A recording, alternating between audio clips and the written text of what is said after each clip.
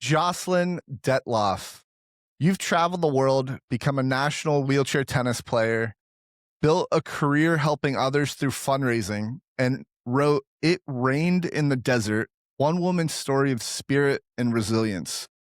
What are you most excited about in your life right now? I am most excited about, or first of all, thank you, Zach, for having me on your podcast. I know we've known each other for a long time, and to interact with you in this way is actually really, really special. What I am most excited about is an upcoming hike that I have. It's called the Camino de Santiago, and the the whole pilgrimage is 500 miles.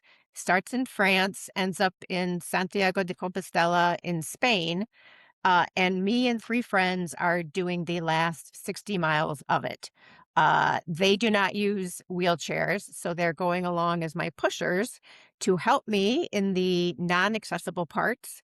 Some will be paved, I'm sure some will be rocky and dirt through woods and whatnot. So, I've been doing some training. We're probably gonna average about 10 miles each day. Okay. So, that's coming up fast, September 1st. So are you And you it's been go ahead. no, it's It's been a long been time since I've had any kind of an adventure like this. That's awesome. Well, so are you going at it in your everyday chair, or are you using an off-road type of bike or something like that? I'll use my regular everyday chair. In the wintertime, I actually do put snow tires on my wheelchair that have a little bit thicker tread on them. So I'll put my snow tires on, and then I'm also using this device called a free wheel, and it's about a 12-inch diameter wheel, and it hooks onto the front of my foot plate, so it raises up my front casters, and it allows you to go on rocks and gravel and dirt and grass, and it makes it a lot easier to push through. Yeah, it is. I've seen a couple different devices that do that. Is this one battery operated, or is it just you're pushing with your normal hand rims? Yeah, it's powered by my arms. This is Yeah. no there's no power assist. Other people have asked. There is this device called a smart drive, and I have one, but with the terrain and the travel, and I mean, with all of that, no, I'm not taking my smart drive with me. So, Yeah. for this hike, it'll be the free wheel, my arms, and then those along with me to help push me. That's awesome. And nobody else uses a wheelchair, you said, right? Correct. Correct. Interesting. Okay, cool. Yeah, I went to I went out west to Yosemite, and there was a huge path up like a small mountain or whatever, and the slope was so crazy.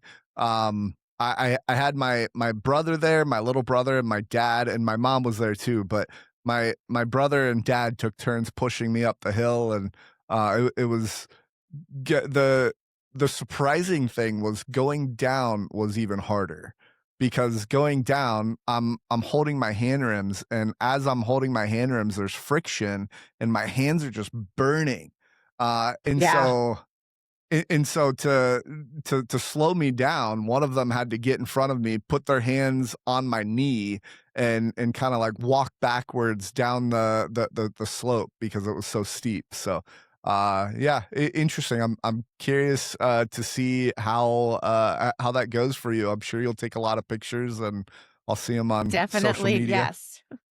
Yeah, Yes, that I certainly will.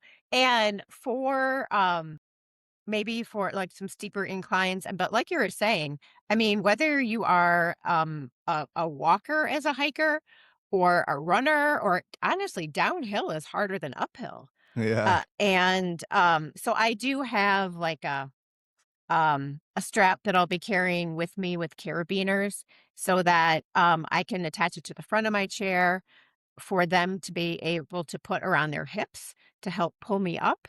And then same thing, when if it's a a, a decline, I can put it on the back of my chair, and then they can put it around themselves to help like slow me down too. So Ah, I've cool. got all Okay. kinds of I've got all kinds of ideas for for how. Is that is that a wheelchair specific design, or is that just a random thing that you're like, "Hey, I'm gonna do this. This works." Well, I've seen other people, or I've done a little bit of research and whatnot, and so I've seen people do like something like that. So I went to like the outdoor adventure store and I bought some stuff. Yeah, okay. Cool. Well, so, outside of my introduction, who are you? My gosh, who am I? I feel like the kid Anthony Michael Hall in The Breakfast Club where they have to like write that essay. Who am I? Who am I? Well, you mentioned some things. Uh I'm an author, I'm a fundraiser, I'm an advocate, I am a public speaker, I'm an educator, and I'm just one who really tries to find the best path forward and always keep learning.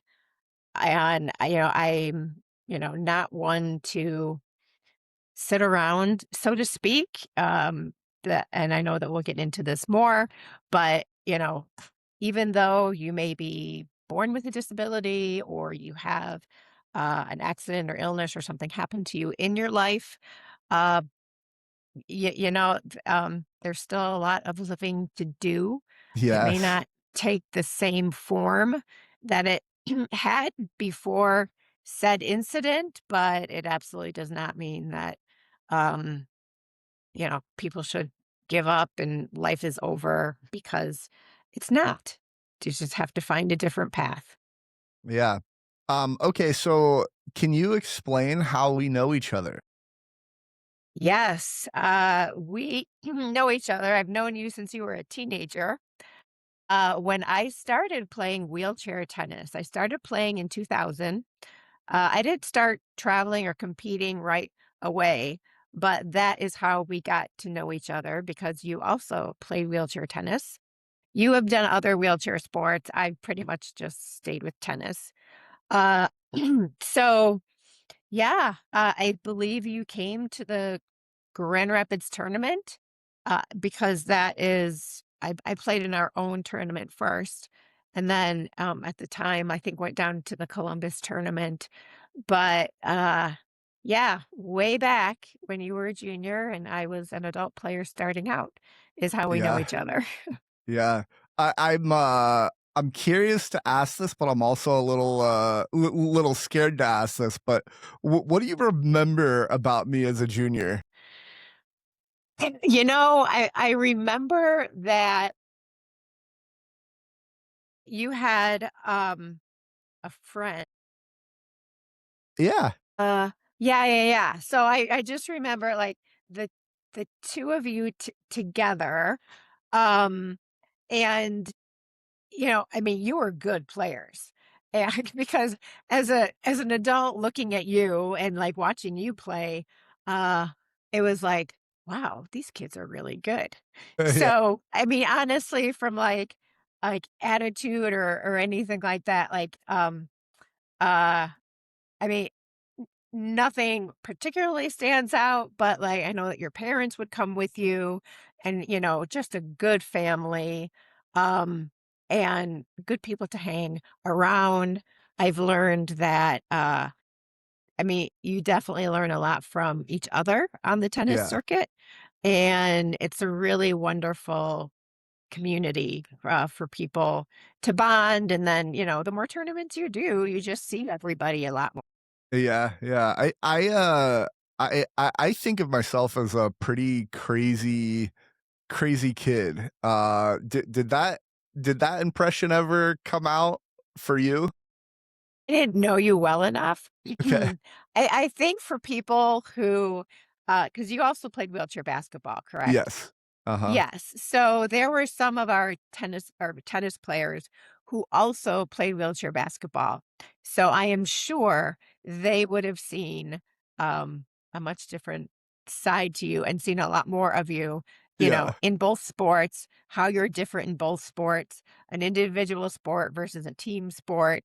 Yeah. Um, but yes, it does not surprise me that you would be kind of on the crazy side with Yeah. doing stunts in your chair and just, yeah, yeah, because you have your full trunk and you can do a little weight bearing. Huge difference to to me, but, uh, Yeah. y Yeah. Okay. So, I do want to just briefly, we'll get into your audiobook or your book. I listened to the audiobook portion of it, which you read yourself. And I just wanted to give you my thoughts. So one, I don't generally listen to books. I'm more of a podcast person. When you sent it to me, I was like, okay, let's get into this. And I don't know that I was like necessarily like overly excited or anything like that, but I was fascinated by your story. Like not listening to many audiobooks, like it captivated me all the way through. Like one of the reasons why I don't like audiobooks specifically is because I lose focus so quick and Mm. like my mind will think of something that maybe was read and then like my mind will drift and then like couple minutes later I'll be like, "Wait, where am I in the story?" And that never happened for me. I thought it Good. was awesome. Um, I also think so much of your story is like able-bodied or disabled. So much of your story is like super relatable, and the way that you are. So one of the things that I've been trying to do with my podcast is I obviously have a lot of disabled people on my podcast, and I want to I strive to try to make it as relatable as possible to like the average everyday person, right? And I thought when you would say something that like I would understand, but like a typical able-bodied person wouldn't, and then you would go in and explain it, and you did that so, like, you did that pretty sparingly, but at the perfect times for, when it would make sense, and I thought that was great. I also thought you reading the story was awesome. Like, I really liked hearing it from your narrative, from your voice and all that. I also I listen to podcasts at usually, like, 1.5 to 2x speed. Audible actually allows you to listen to it a little bit faster than 2x, and I actually did that listening to your podcast. I think it was like 2.1 or 2.15 or something like that I listened to it the majority of the time. So, yeah, I thought that might be a surprising fact, about listening to the book that you might find, so Yeah, because 'cause I'm like, I hope I didn't sound like Minnie Mouse with, no. like it being read so fast, but, uh, yeah. So, where do you want me to start with, Yeah.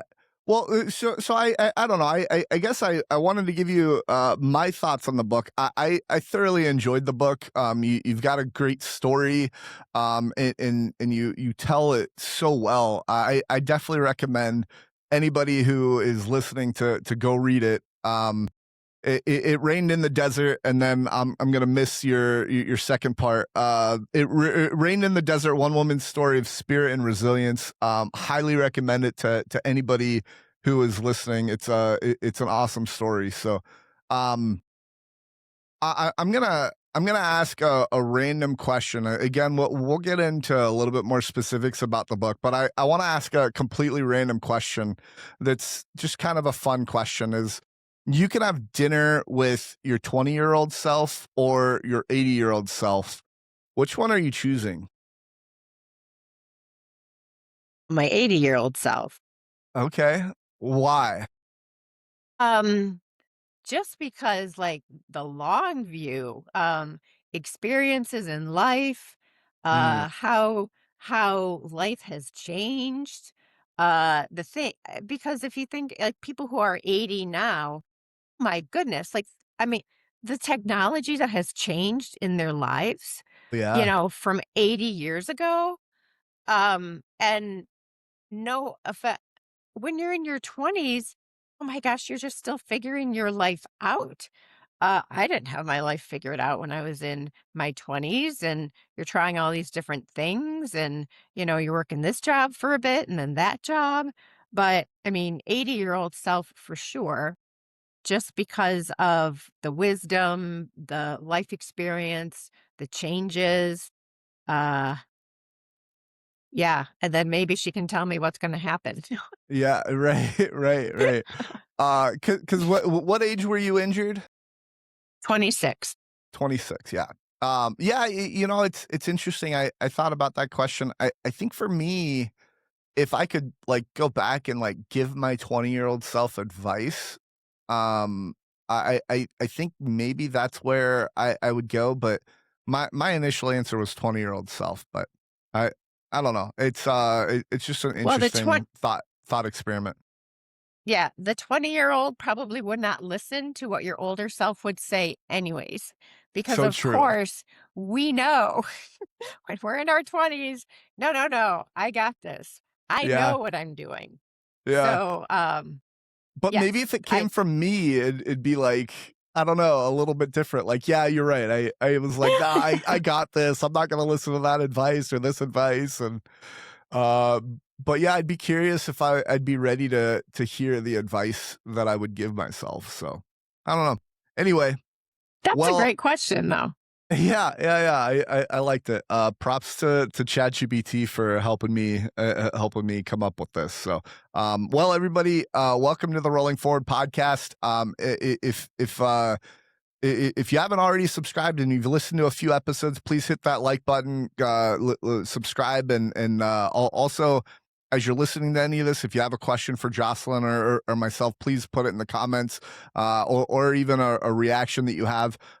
If you want to get a shirt, my funny shirt today is "I can't stand wheelchair jokes." I'm sorry, the mic's a little bit in the way, but there's obviously some sort of irony in the "I can't stand wheelchair jokes." But if you want to get this, you can go on to rollingforward.printful.me and pick up your shirt. There's also the Rolling Forward podcast branded shirt and a bunch of other funny, humorous shirts. If you have a shirt idea, let me know in the comments. I'd love to maybe put it in the shop if it's good enough. So anyway, let's keep rolling into today's episode with Jocelyn Dettloff. So Jocelyn, who were you as a kid? I've always been very independent as a child. Mhm. Um, very stubborn, to the chagrin of my parents, I am sure. Just because, if I didn't really wanna do something, I would need some persuading, but I will say my stubbornness and my perseverance, I mean, it has worked to my benefit. I mean, it's, greatest blessing, greatest curse, because I don't easily give up on something. So, I will try and try and try, uh, just being determined to do it or accomplish it. Pretty, um, kind of a studious, both my sister and I were really good students. Um, like arts and music were never anything stressed in our household. It was always sports and academics. Uh, I, um, I mean, I did little league for a couple years when I was young, but for the most part, like I never played sports that involved balls.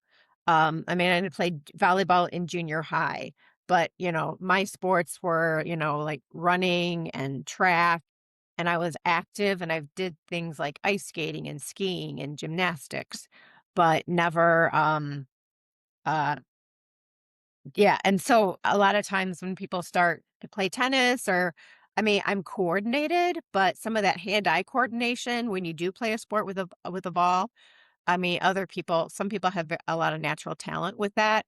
And even to this day, even though I've played tennis for so long, I think that I struggle with that a bit. Um, but even in high school, I grew up in Kalamazoo, Michigan, and I could never see myself living in Kalamazoo. Both my sister and I went to the University of Michigan. She's older than me by 2 years. So when she graduated, she came back to Kalamazoo. After my sophomore Following my sophomore year of college, like, that's the last time that I came home after the school year. I ended up staying in Ann Arbor, my after my junior year. So, again, it's like doing something different than everybody else does.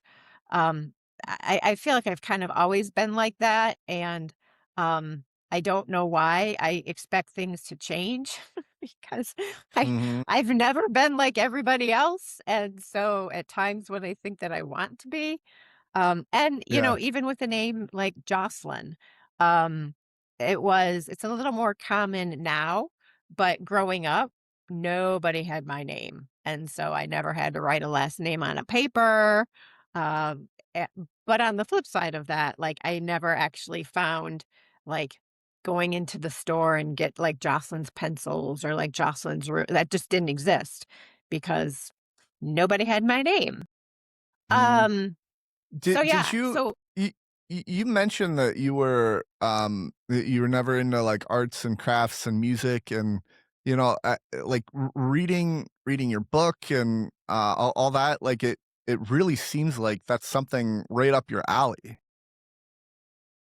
um I mean, writing could be, an art in itself. It's true. Um when I graduated from college, I actually like I've always wanted to learn how to play the piano. Well, pianos are expensive, so I settled for a guitar. I'm like, "All right, let me buy a guitar and maybe I have hidden musical talent and I just don't know it." Yeah. I don't. I took lessons and my guitar instructor, I mean, he could listen to something on the radio and then pick up his guitar and play it. I mean, he just had a lot of natural inclination for it. And even, um, like a year or two after my accident, I took a drawing class. And Mm, so people can learn to do things, but there are just some people that have more natural inclinations to them. yeah. Um, like my sister and my mom, they both know how to sew using a machine. I never learned how to sew. So, Okay. I mean, I Interesting. could probably learn things, but they would not come as naturally to me Yeah. as people who are more prone to be creative and artistic. Yeah. Do you have a story from your childhood? Just it could be random, or maybe one that kind of shaped who you are, or could be a funny story. Any story from childhood that you can think of? If not, that's okay. Well, uh I was born in Detroit, and then we moved to Toledo, Ohio for a couple of years. We lived in this neighborhood called the Old West End. And even though we lived there, I was like kindergarten to second grade, then moved to Kalamazoo. Uh, we just had like really great friends from that neighborhood that we still keep in touch with I mean, even now. But, when I was when I was 10 years old, uh, I I told my mother that I wanted to go see my friends in Toledo, and, "Can I take a Greyhound?" "Can I take the bus there?" And, okay, a while ago and so I did. And so she took me to the, Kalamazoo bus station. I got on the Greyhound, and then, um so I guess that like from a very early age, like, oh, this is what I want to do. Oh, okay, let's figure out a way how to do it. And again, we lived in a different world back then. It's Uh very huh. different than it is now. Um, and just in terms of safety and whatnot. But yeah, no cell phones, and it's not like, my mom was like, okay, at every single bus, every time the bus stops, you know, call us and make sure. Um, so Yeah. Yes, I What I I was a competent child. was that I assume that for you as that kid, was that a scary experience or was it exciting for you? It was exciting. Interesting. Okay. Yeah, very exciting. I mean, if I would have been nervous about it or I didn't wanna do it, I wouldn't have done it, Yeah. but, um, no, I thought it yeah, I was excited. That's interesting. I think, at first so I traveled for wheelchair tennis a lot, and my parents didn't always come with me, and I think at first I was a little bit nervous with, like, at least navigating the airport and stuff like that, but, like, obviously, once I was at my destination, I knew everybody and, as you said before, we've got kind of a community of people, so, I Yes. think I was excited as well, but I think there were a little bit of nerves when I traveled, so, um Well, yeah, and there's a lot of layers and a lot of stuff that you especially, as a kid with a disability, there's just things that you have, things that you need, a lot more equipment to manage, your everyday chair, your tennis chair, like all of that. So, yeah. yes, I could see why that would be a little more anxiety producing than just hopping on a bus to Yeah. get to your final destination. Right. When one interesting travel story is I like to go up and down the escalators. So whenever there was an escalator in the airport, I would take it. That's obviously I at that time I don't have my tennis chair, my luggage. It's all checked in, right? But I remember this one like worker that was there that saw me going on the escalator to go up, and she starts yelling at me and she's like, "Get down from there." And I'm like, like, once you're on the escalator, like, I'm not gonna let go or walk back down the stairs, like, I'm in a Right. wheelchair going up it." So, that was interesting. But yeah, there's so many different travel stories that are interesting from my childhood. But, so you as a young adult, how did you change? Who were you? Um Floor is yours wherever you wanna take it. God, you know, when you're I went to a Catholic school for 13 years, K through 12 education. I was always in, pretty small classes. Um, but like how do you change as a like, being a teenager? Yeah, Some people like, oh, they thought high school was like the best years of their life. I mean, I can't say that because it's like, ooh, I couldn't wait to get to college and start exploring life. But yeah, I mean, when you get to move away from your parents and you get to start exploring, different ideas and meeting all kinds of different people. Um, but I was never raised in a very conservative household either. So, my parents, luckily, um, were supportive. I mean, I graduated college with a degree in English literature, but I had no idea what I wanted to do with my life. So, my college graduation present to myself, I did a 6-week trip around Europe. Um, I mean, kind of like, well, at least with getting on the Greyhound bus when I was 10, I knew people that I would, like at the final destination, I was going to see friends. Um, the trip that I signed up for college, flew over to London by myself to meet up with whoever I would be with for the next 6 weeks. And honestly, like that whole thing opened my eyes to how much the rest of the world traveled. I was the only American on in the tour group, and it was for 18 to 35 year olds. A lot of people were from Australia, New Zealand, Canada. Uh, so it was like one of the greatest trips of my life. And, from there, it kind of, whatever, the travel bug bit me. Then one of the Canadian girls on the trip, because I had gone back to Ann Arbor after that trip, and Andrea contacted me and said, "Oh, my friend Barb and I are going to Australia and New Zealand for a year. Do you want to go?" And sure, since I had no pressing career plans at the time, and that in itself, it's like you graduate from a great college, but yeah, I was always like deer in the headlights with what do I want to do with my life?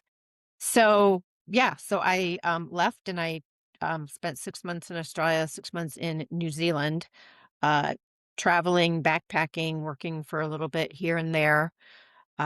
Came back to Kalamazoo and then decided, worked for about a year, various jobs. Then I decided that sub-Saharan Africa was my next destination. And, you know, everybody my age, my friends, like they were all like, uh, getting their career started, going to graduate school, and I was always so envious because of, wow, what they have some direction, like they're on a path. I mean, I was on a path too, but not the same one. Um, but then they would look at me and be like, "Oh my God, she's so lucky, she gets to travel and like do all these things." And um, I when I decided to go to sub-Saharan Africa, it was a 3-month camping trip, and I was gonna go to Africa for 3 months, then I was gonna go to Galway, Ireland for 3 months, then back to the States to do I didn't know what, but, when I was in Namibia, which is, on the west coast above South Africa, I was in an area called Fly. They have some of the tallest sand dunes in the world, and I was sledding down a sand dune, and I flew off the board at the bottom of the dune, and I broke my back at T5 or thoracic 5, which is just about at my mid-chest level, and I broke my back, injured my spinal cord, and I am what is called a complete, paraplegia, um, meaning I have no feeling or movement from my point of injury down, but I do have full use of my arms and hands, and so that is something that definitely changed my life and forced me to find a different direction. Yeah, yeah. The whole story of you going to Africa and your injury and recovery, all that is in your book. And man, it is a fascinating your perspective on so many different things. I don't think is a I wanna say typical, but, you tell me, you've met, I'm sure, a lot of other paraplegics that have gotten injured later on in life. Do you think they had a similar mindset the as you, like, kinda during, like, getting injured and then after and all that? Um, well, you have so earlier on, um, I wasn't, my accident happened in 1997. I started playing tennis in 2000. And so, I had tried some other adaptive sports, like skiing or water, like downhill skiing or water skiing. And that's not really in like a team environment. Like, it's not like you're doing the activity and then like conversing and um, hanging out with other people while you're doing it. And it took me a little while, because again, sort of like nobody in my family had a disability. Like my grandparents were healthy, and uh, it's um, just my own stereotypes of like, oh, people with disabilities, they just, they're just a bunch of pissers and moaners, and Yeah, but then I'm like, but I'm one of them now, and yeah, I'm not a pisser and a moaner, and I think that if you're going to, get into wheelchair sports, then you are not one that is going to feel sorry for yourself, that you're not I mean, you are because you wanna stay active and you want to explore a sport that maybe you used to play, or you want to explore something, completely different. So, in terms of and everybody has their own timeline for things. Some people, it may take years. Some people, it may take months. Um, and so, I mean, it's funny that because, you're at a tennis tournament, you have people of varying disabilities, some amputees, um, But, and a lot of times, okay, if your injury was acquired, you share stories. And honestly, like I heard enough of, oh, you have a fascinating story. You should write a book. Yeah. So I eventually did write a book about Yeah. it. And I think I spent 26 years as a walking person who was very independent, doing what she wanted to do, doing things for herself. Um, and so I think that that perspective of, from understanding, because you were saying like, oh, I tie it back or, oh, because I mean, people are afraid of what they don't know. And if they learn something about it, if it's more, if they become more comfortable with it, um, I mean, that's just good for everybody. Yeah. Yeah. Do you have a travel story, that you can tell us that was not in the book? Oh, like, yeah, I mean, before or I mean, similar to you with all of the travel stories that you have o- over time. Because even since writing the book, I've gone on my first cruise. Those are great. Um, it's always getting off of the cruise ship. Um, a lot of them are like a lot of the activities or the excursions aren't exactly accessible. So my sister and I, we didn't really participate in those. But I mean, I highly recommend like if anybody's taking like a pretty big trip uh to get travel insurance because one of the last cruise that we went on, um it I wish that things were, like, built accessible for everybody because, I remember, like, when we were, disembarking the ship and, to take a bus to the airport, um, and I'm like, this was like a full size, like a Greyhound bus type thing. So, basically, like, everybody, uh that we disembarked with. So they got on one of these buses to go back, but we had to wait because we had to wait for the accessible one. And I am not kidding you. So, we probably waited 2 extra hours before they were able to get a bus with a lift and honestly, this full Greyhound bus was like me and my sister. Like we were the only people on that bus. Wow. And then that just started like a cascade of um due to bad weather, due to a lot of things, we just kept having delay, delay, delay. Our flight got canceled. Um and yeah, it was people tried to be, as accommodating as possible. But and that we all have our stories of staying in accessible hotel rooms that, and we both know such annoying things. Oh, the shower bench is at one end of the shower, but the controls are on the opposite wall. Like, Yeah. if you're by yourself, how do you turn the shower on? Hotels now have gone to the bulk size like pumps for like shampoo and whatnot, like in the shower.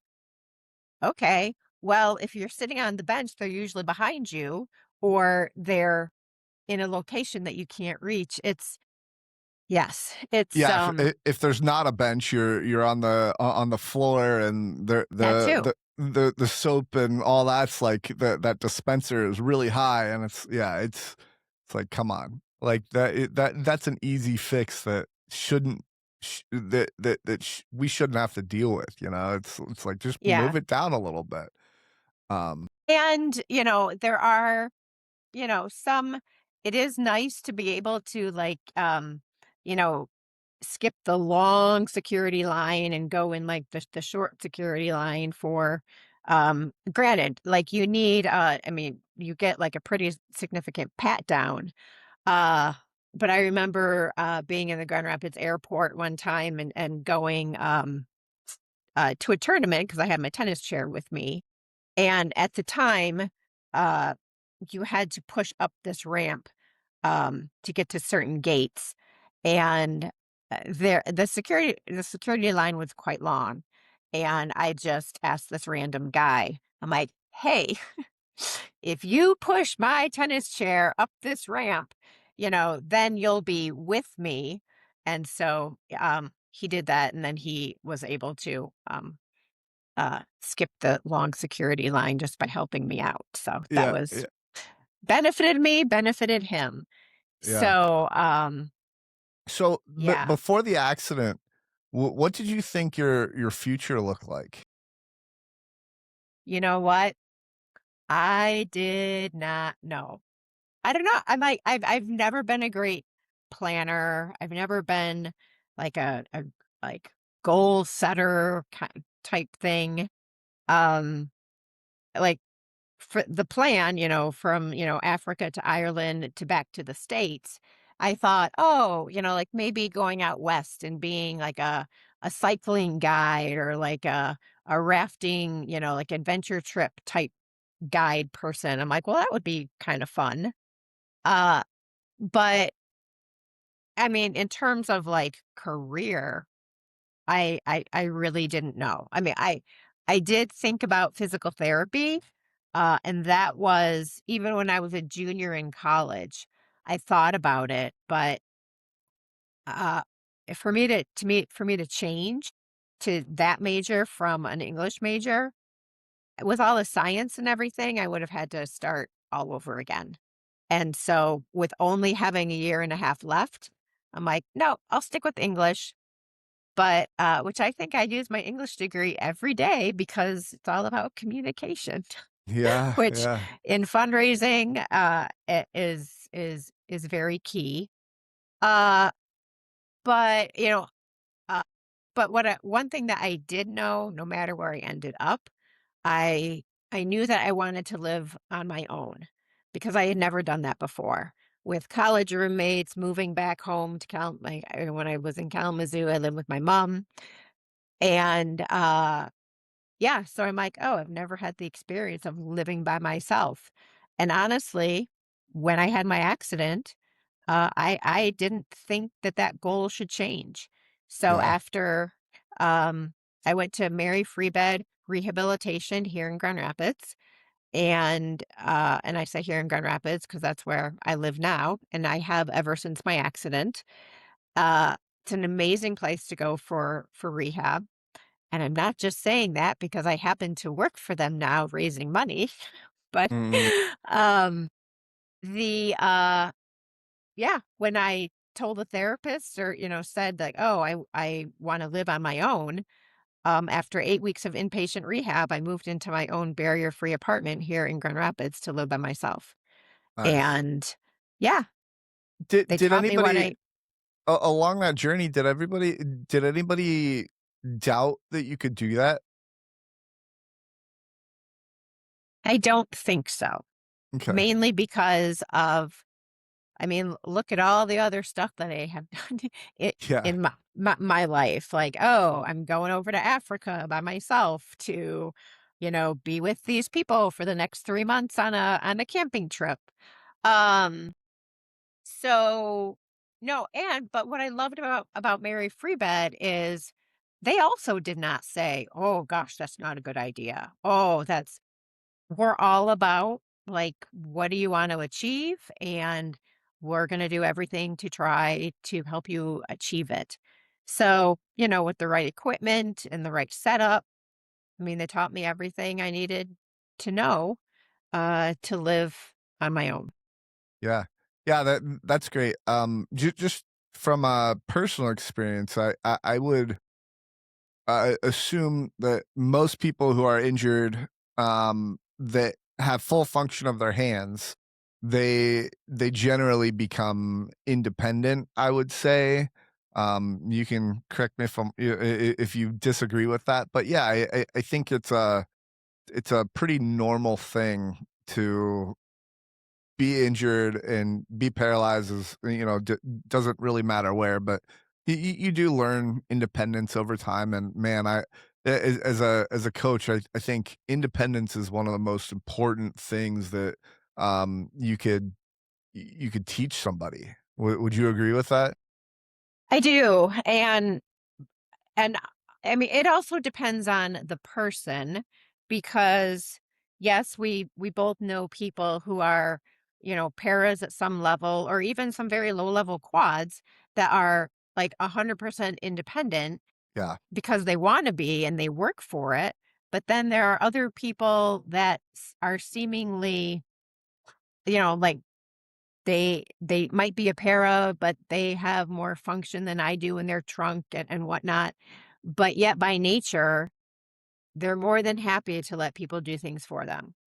And it that is just not the way that I'm wired. And um yeah, I mean it's just a bit of a mindset. And I think that that's yeah, where, like, when you do start playing, get involved in different sports, depending on who you are around, that you can learn. And it can help change your mindset to be a little bit more independent.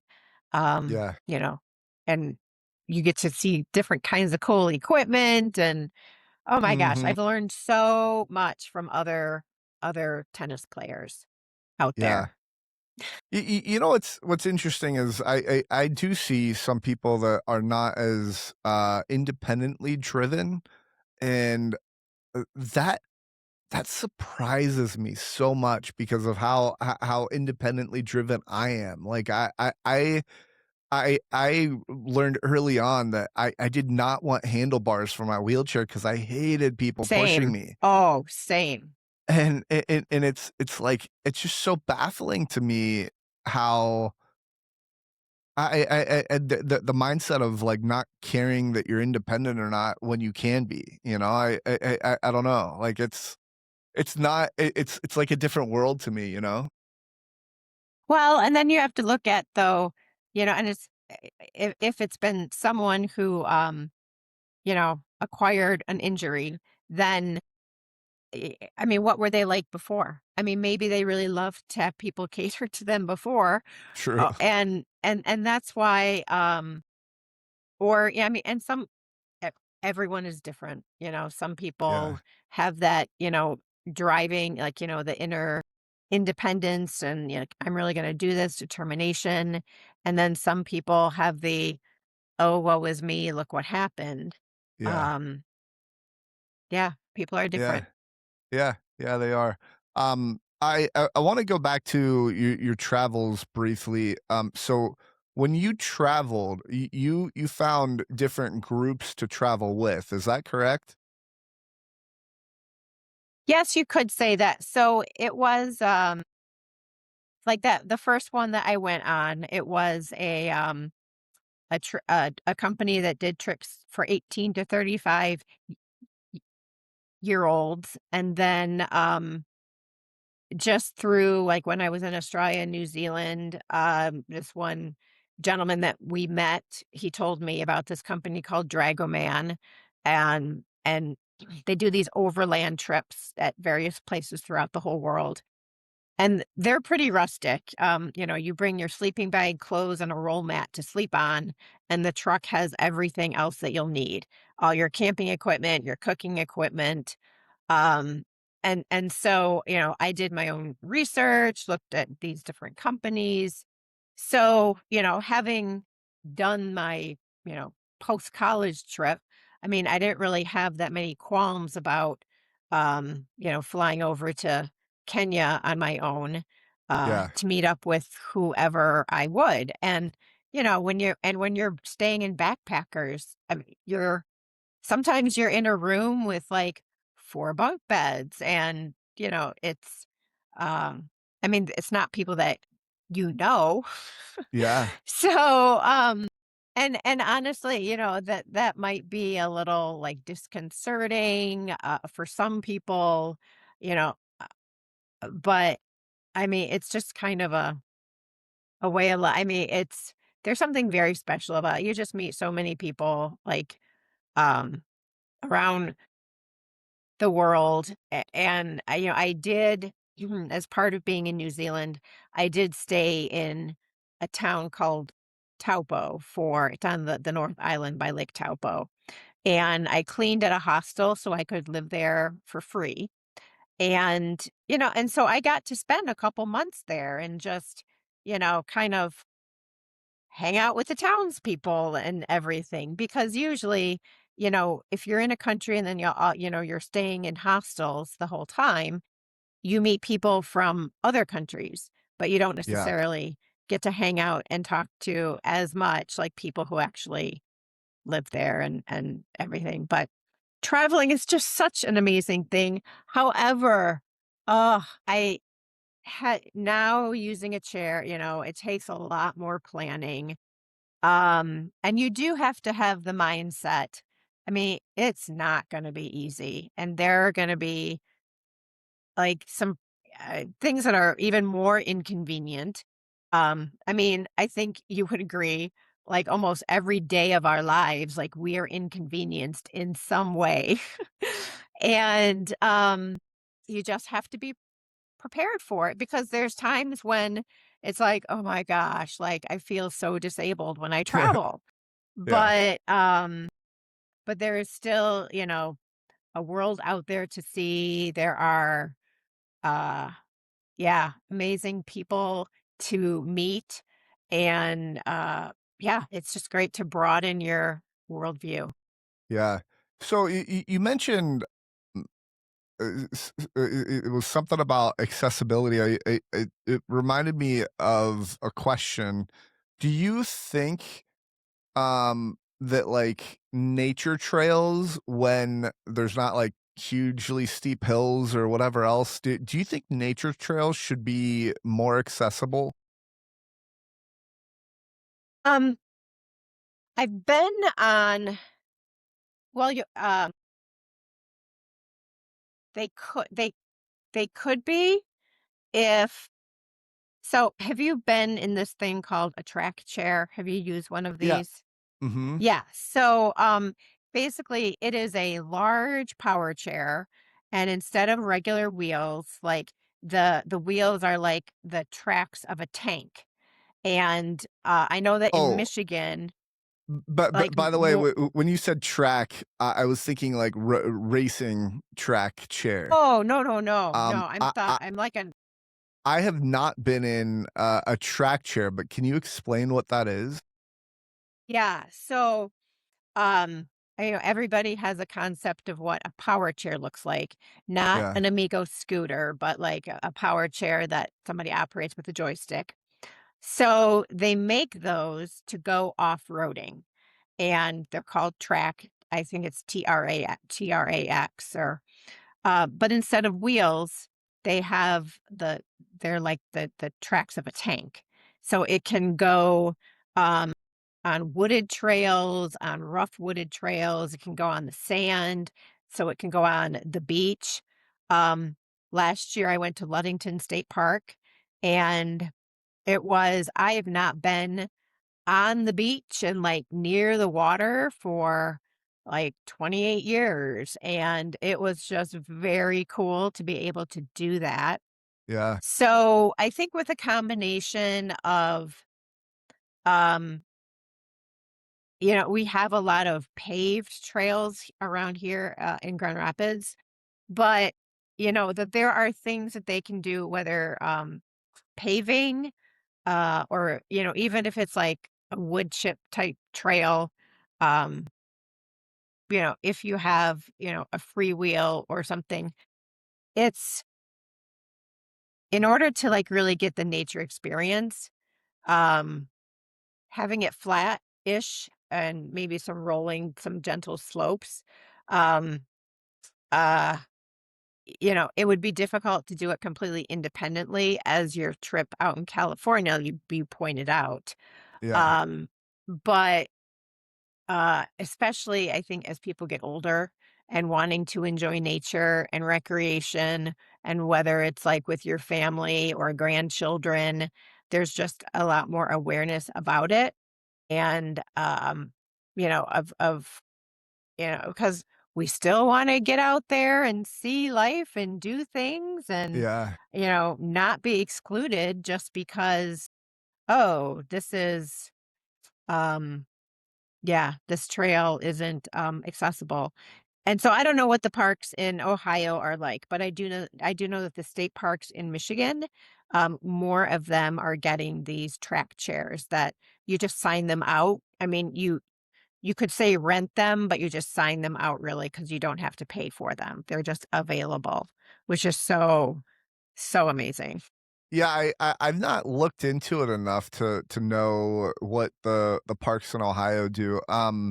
Do you know, can like, if a tree falls down in the middle of the path, can a tracks chair get over that? I guess it would depend on the size of the trunk. Yeah, Um, if it's tiny, uh, probably, but no, I mean, if you had a 1-foot diameter, no, okay, okay, no. yeah, And actually, it's so funny. So now that you say, so in some of my training pushes that I have gone on, there is a park, in Grand Rapids where they have some paved trails and then they have some grass mowed trails. yeah, So I was by myself and so I went down one of these mowed trails and we've been having some crazy weather here this spring and summer and winds and whatnot. So yeah, I and it's not like I was like 4 miles in or anything like that, but um not too far along this mowed path, a tree had fallen across it. yeah, So I had to turn around. But even if I was with somebody, I don't know if that person would have been able to move it out of the way at all. Um so but it not having been in nature like that, like even last year, I'm like, oh, there is something that is just refreshing and beautiful to yeah, get off concrete yeah, and be in the woods. yeah. It's it's good for the soul.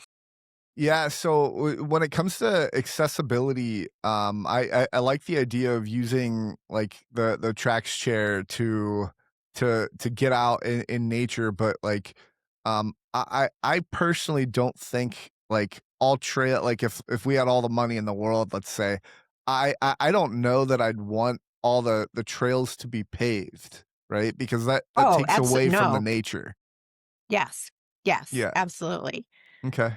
Yeah, Interesting. because like I said, getting off concrete um is good. Now, yeah, trust me, I love concrete or Yeah. tar or hard surfaces, but there is something also to be said for getting off of it. Yeah, you mentioned beaches. I just want to touch on that real quick because for someone listening who's not in a wheelchair, hasn't been around them, can you share? You mentioned it had been so long that you've been on a beach. Can you share the difficulty of being in a wheelchair and being in doing trying to wheel on the beach? Well, first of all, you would go nowhere Yeah, because all of your wheels would sink right into the sand. I mean, people have tried things like, I mean, like these extra wide mats that they put on top of the sand. Awful. I mean, I guess well, maybe if you're in a power chair, that they would be better, but even as a manual chair user, uh, like you still kind of sink in yeah, on top of the the mat. Some places, are building like little boardwalks or little walkways, maybe with that composite decking type thing. Um, and so then they have these beach chairs with these huge yellow wheels on them that are great if you have somebody pushing you, yeah, but there's not anything that really exists to be able to push easily. And I'm not talking about a tracks chair because And so, I mean, I've never really been a beach person. I was more of a mountain and waterfall person. And Yeah, so the fact that I can't go sit on the beach, the fact that I can't go swim in a lake or the ocean, like, I'm not all that heartbroken about it. But yeah. um uh Y yeah, y and especially, being here in West Michigan, we have Lake Michigan, like not too far away, but just maybe because just being older, um, it's just nice to like be on the pier or be on the boardwalk, yeah, that kind of thing. But when they can, it would be nice to and offer access. But then, and a lot of times it's like they stop, like the boardwalk or the walk itself. It does not go all the way to the water. And yes. I'm like, "What is the point?" Mhm. Because yeah, I mean, that is just silly. Yeah. Yeah, I agree. It's and the other thing with the ones that have like the composite decking that's like right next to like level with the sand, if you will. Yeah. One other thing that I hate about doing that is even if you have somebody push you in the sand in a wheelchair, your bearings get sand in them and then they just get Oh, destroyed. yep, And so that too. even if you're on that composite decking, I still hate to go on those because there's gonna be sand that you're gonna pick up and it's gonna get in your bearings and destroy your wheels, and it's just Yeah. you can fix that, but man, it's a pain to do all that. So, yeah, I'm not a huge beach goer either. I think I do prefer mountains and water, like water skiing, let's say, and stuff like that. So I don't know if you know, but the my 3rd sport, it was tennis, basketball, and then I did downhill skiing as well, so in Okay, Ohio, which I tried downhill skiing, mm, and,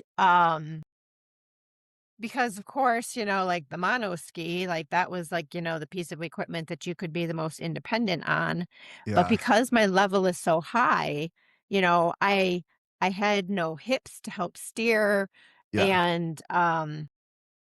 and I even went out to Breckenridge, Colorado, like for like 2 years, me too. to N because n they've got, not 2 the years. Breckenridge, yeah, Outdoor Education Center. And because I never mastered it, like I was a stand-up skier.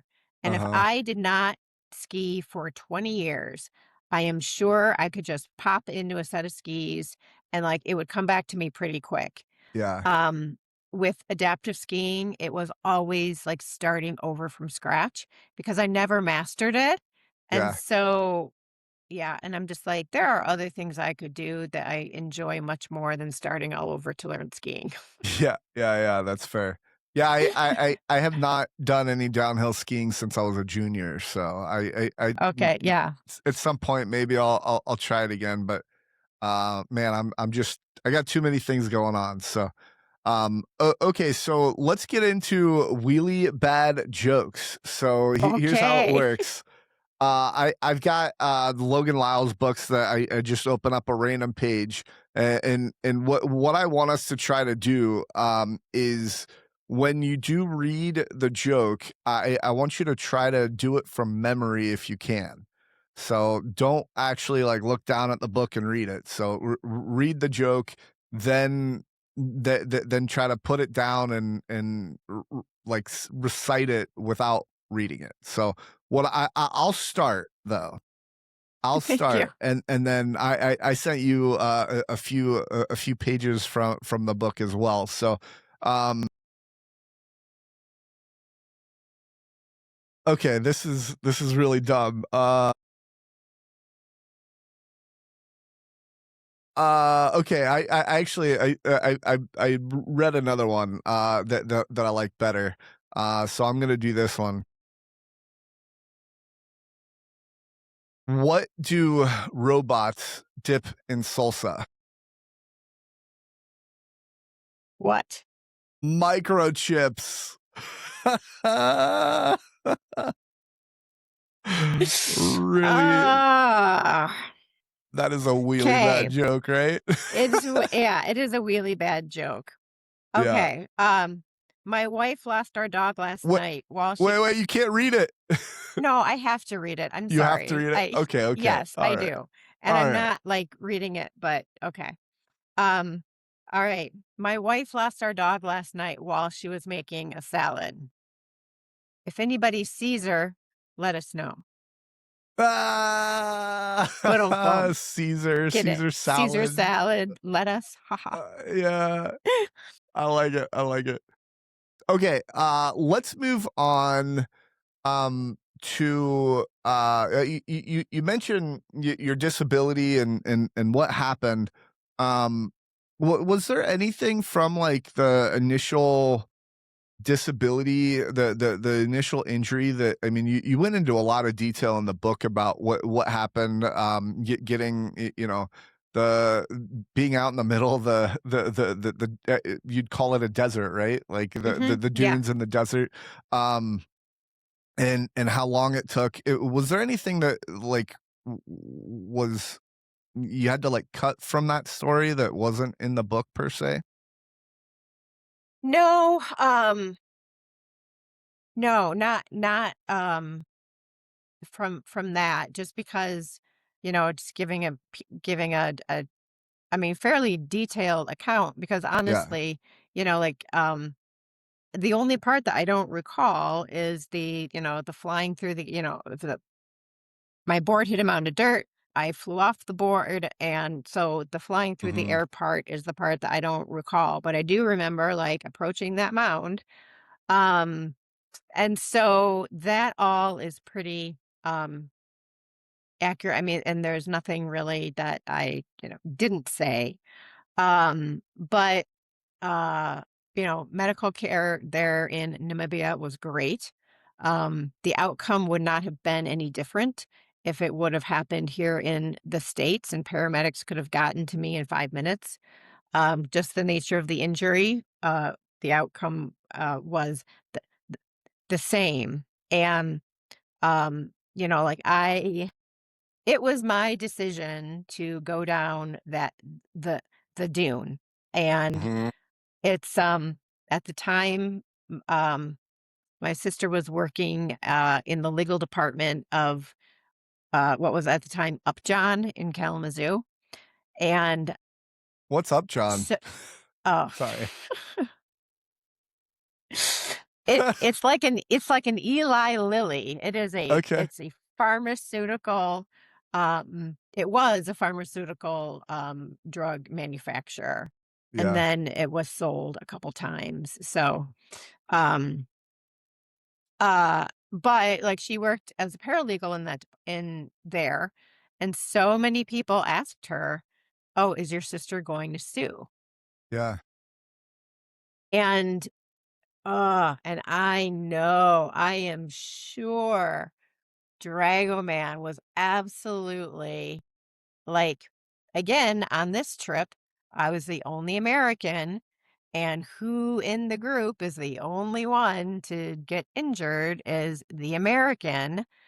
And we just have a reputation for, "Oh, I gotta sue somebody. Oh, I Yeah. gotta" who it's no one's fault.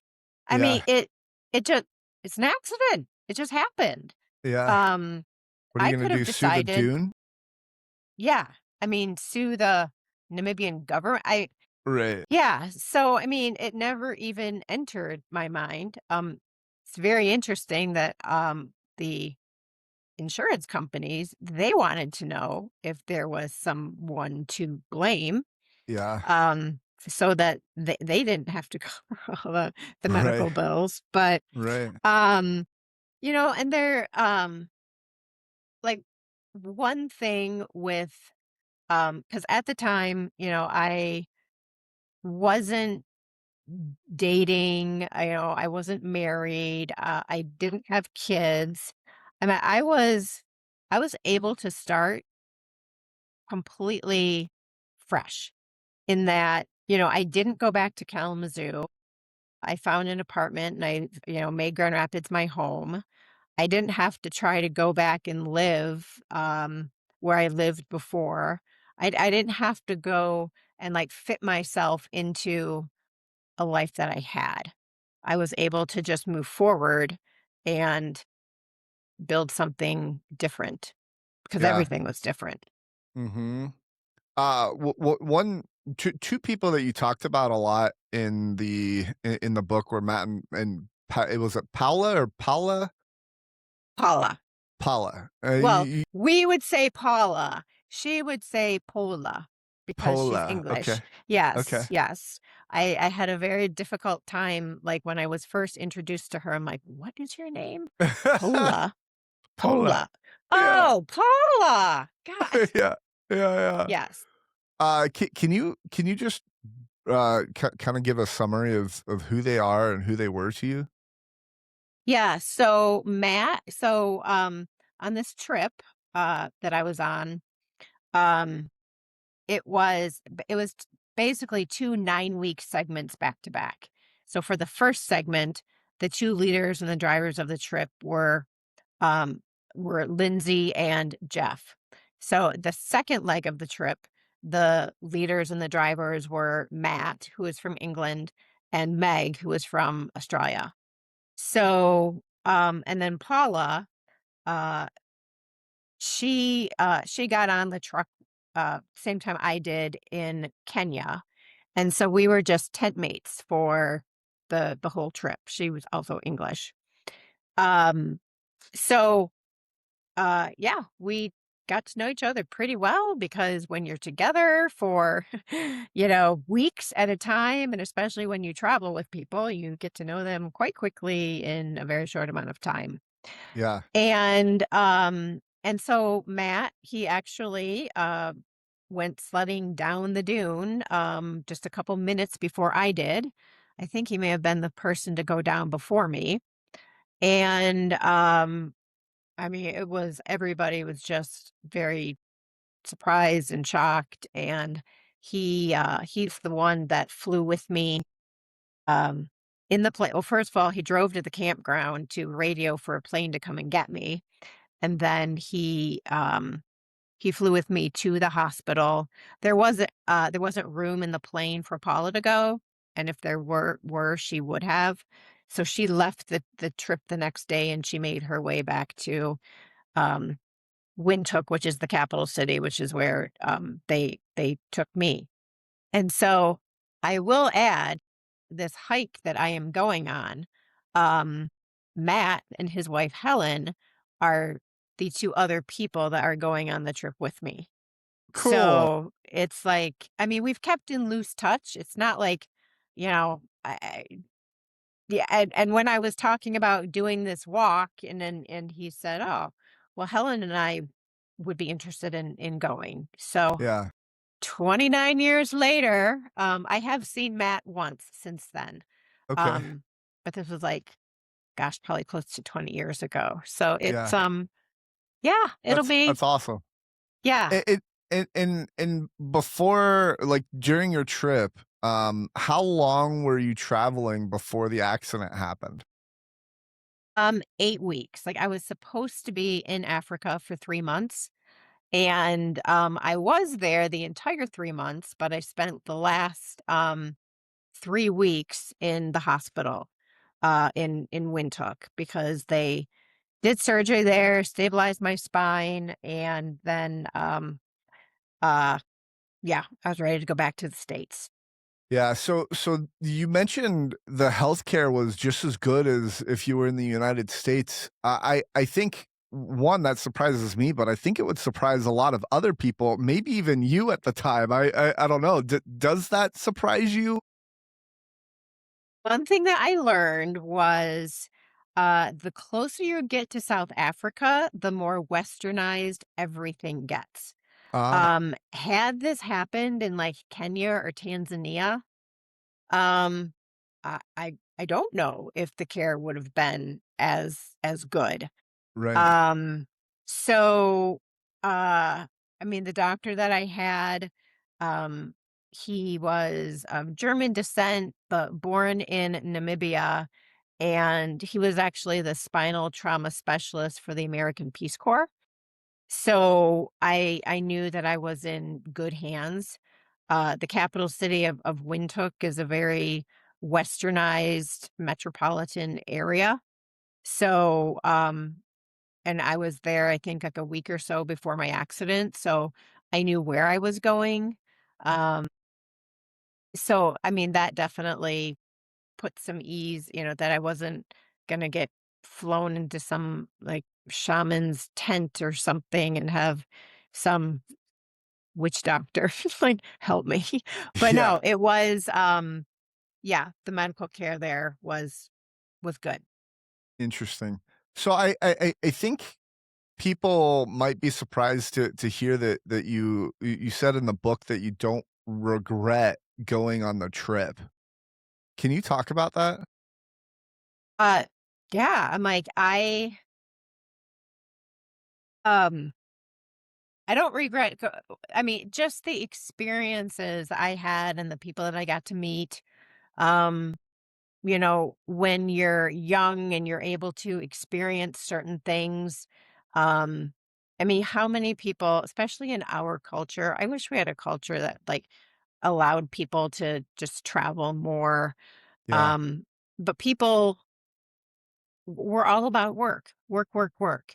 And if people were, you work your whole life and then, when you're in your 60s and 70s, then that's when you can start, like kicking back or like, enjoying life more. But yeah, so many people, it's like they work, work, work, and they retire and then they get sick or something happens and then their health might not be as good or I mean just all of these things and so to be able to do some of these things when you're younger, you can experience them a little bit more, a little bit differently than, like we had the opportunity, the morning of my accident, we had the opportunity to go explore the dunes and, climb up them, run down them. And there was a tour bus that had also like, pulled up to where our truck was parked. And, you had all of these older people like getting off the bus to take pictures of these beautiful dunes. And, they weren't going to be going, running up and down them and how we experienced them. yeah, And so when I say I don't regret it, I just, there are big things that are going to happen in life and I just think that this would have happened no matter where, I mean, no matter what I was doing, no matter where I was in the world. It's I just think this is something that was supposed to happen in my life, and it did, and so that's why I don't regret it. Um, yeah, some people, and I'm not one of them, but some people will say that they were not on a good path, or acquiring their injury, somehow, um, had them pivot or got them to sort of like change who, it changed who they were for the better, and they'll say, "Oh, I'm so lucky," or "I'm so thankful this happened."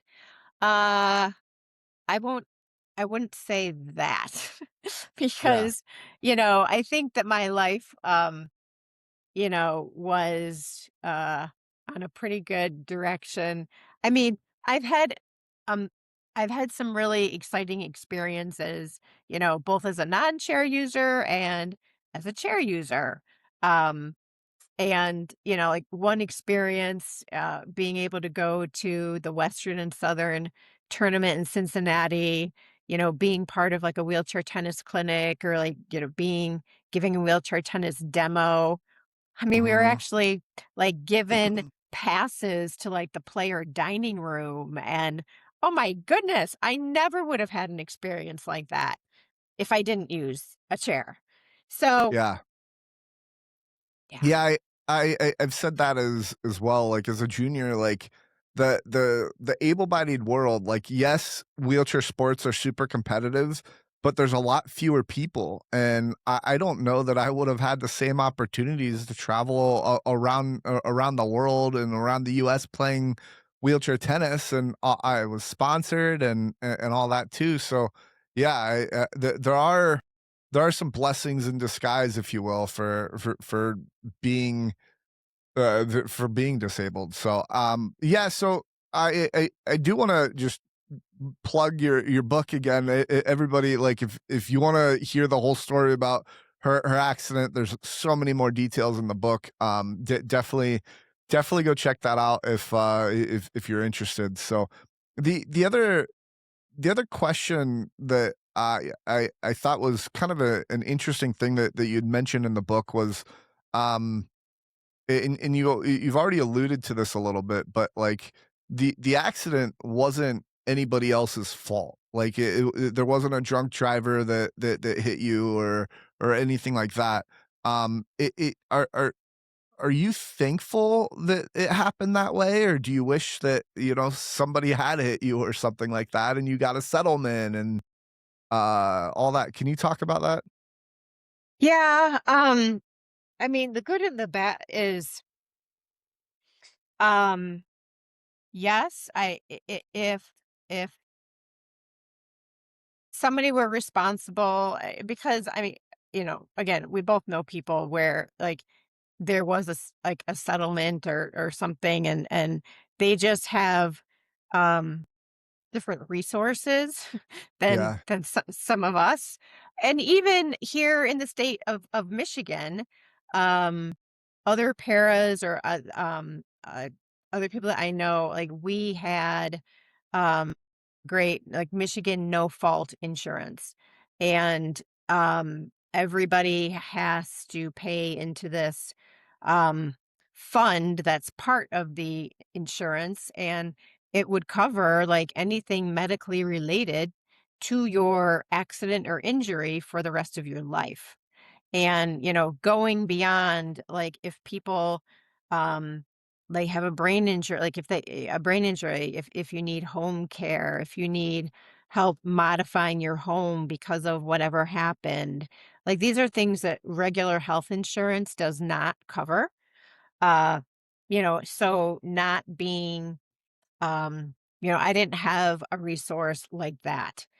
Uh, and, uh, uh, but then I also didn't have, um, yeah, like if this really was the result of somebody else's fault, um, I mean, a level of anger that I just never had because, uh, I mean, it would be easy to blame or, wow, somebody else was really responsible for this. This was done to me. Um, yeah, I mean, but you mentioned. Good. there are plenty of instances where something is someone's fault and there is no settlement either. So, and it's not surprising that there's substance abuse issues with a lot of people who um, uh, acquire a disability. I don't know if it's like specifically, like spinal cord, but I mean, it is a huge life changing event, and um, I mean, I was blessed to have a great support system, and people that want to do things to help, and then it's also also letting them help you too. Um, so yeah, I am very thankful that my accident was not the result of what somebody else did. Yeah, you mentioned it's easy to it could be easy to get mad at somebody else if it was somebody else's fault. Um, but I like my mind jumps to, okay, but it was an accident that was I don't know that I would say caused by you, but it was something, a decision that you had made to go down that dune. So, it didn't sound like in the book that you were, like, mad at yourself or anything like that, right? No, I mean, but to do fun things that, My get gosh. Sorry, what? there's a lizard crawling on the table. Like a This is gecko? crazy. Or Like, it's just this tiny little lizard. This is crazy. Where were we? talking about, that I could have, um, been mad at myself, or I could Yes. have, blamed. Yeah, I really was never the why me, Yeah. uh, or because what satisfactory answer would I have gotten, even if there was one? And maybe this is just the nature of my, like, going with the flow, or okay, this is what life is like now, so we'll deal with how it is now. Um, like, there's this one book, like your strengths finder. Um, it is not surprising that one of my greatest strength is adaptability. Yeah. Yeah. And I think that I was like that before I was in a chair. I think, clearly that trait stayed with me. Um, and it's not to say that, I'm not one to, like, like, wear my heart on my sleeve, um, or, like, really talk about how I feel. But, I kept journals, and I reread my journals, before I started writing my book, and it surprised me how, um oh, I was angry. I was angry, and I was way more depressed than I realized. Um, and it was hard. Oh my gosh, it was so hard in the beginning. Um, that uh and you forget, because you live through it, and you adjust, and you move on, and you know, not dwell on it. Yeah. So yeah, so anybody who's newly injured, like, I always recommend journal. I mean, Yeah. I was a big journaler before my accident, so I did carry it on. And I don't do it much now, um, mainly because of time. But here it is, 29 years post injury, and um, yeah, there are still things. It's not a perfect world, as you know. And uh, yeah, but you know, I never went through, like, a rage stage, I guess. Maybe Yeah. rage moments, but not, Sure. anything prolonged. Yeah. Well, what advice would you give someone who is newly disabled? Um, to work, and with whatever abilities you have, like, to work with those, and, if there's therapies that they want you to do them. Um, and, if there are, um, from try to do as much for yourself as you can, instead of, because a lot of times it's just too easy of, oh, well, let me do that for you, because it's going to take somebody else like 30 seconds to do it, where might take me like 2 minutes to do it. But, um, yeah, I can tell you, me and my family, like, we've gotten into some little arguments of, like, no, I can do it myself. And so I'm going to do it myself. Yeah. Um, so, um, and also, um, to to feel what you feel.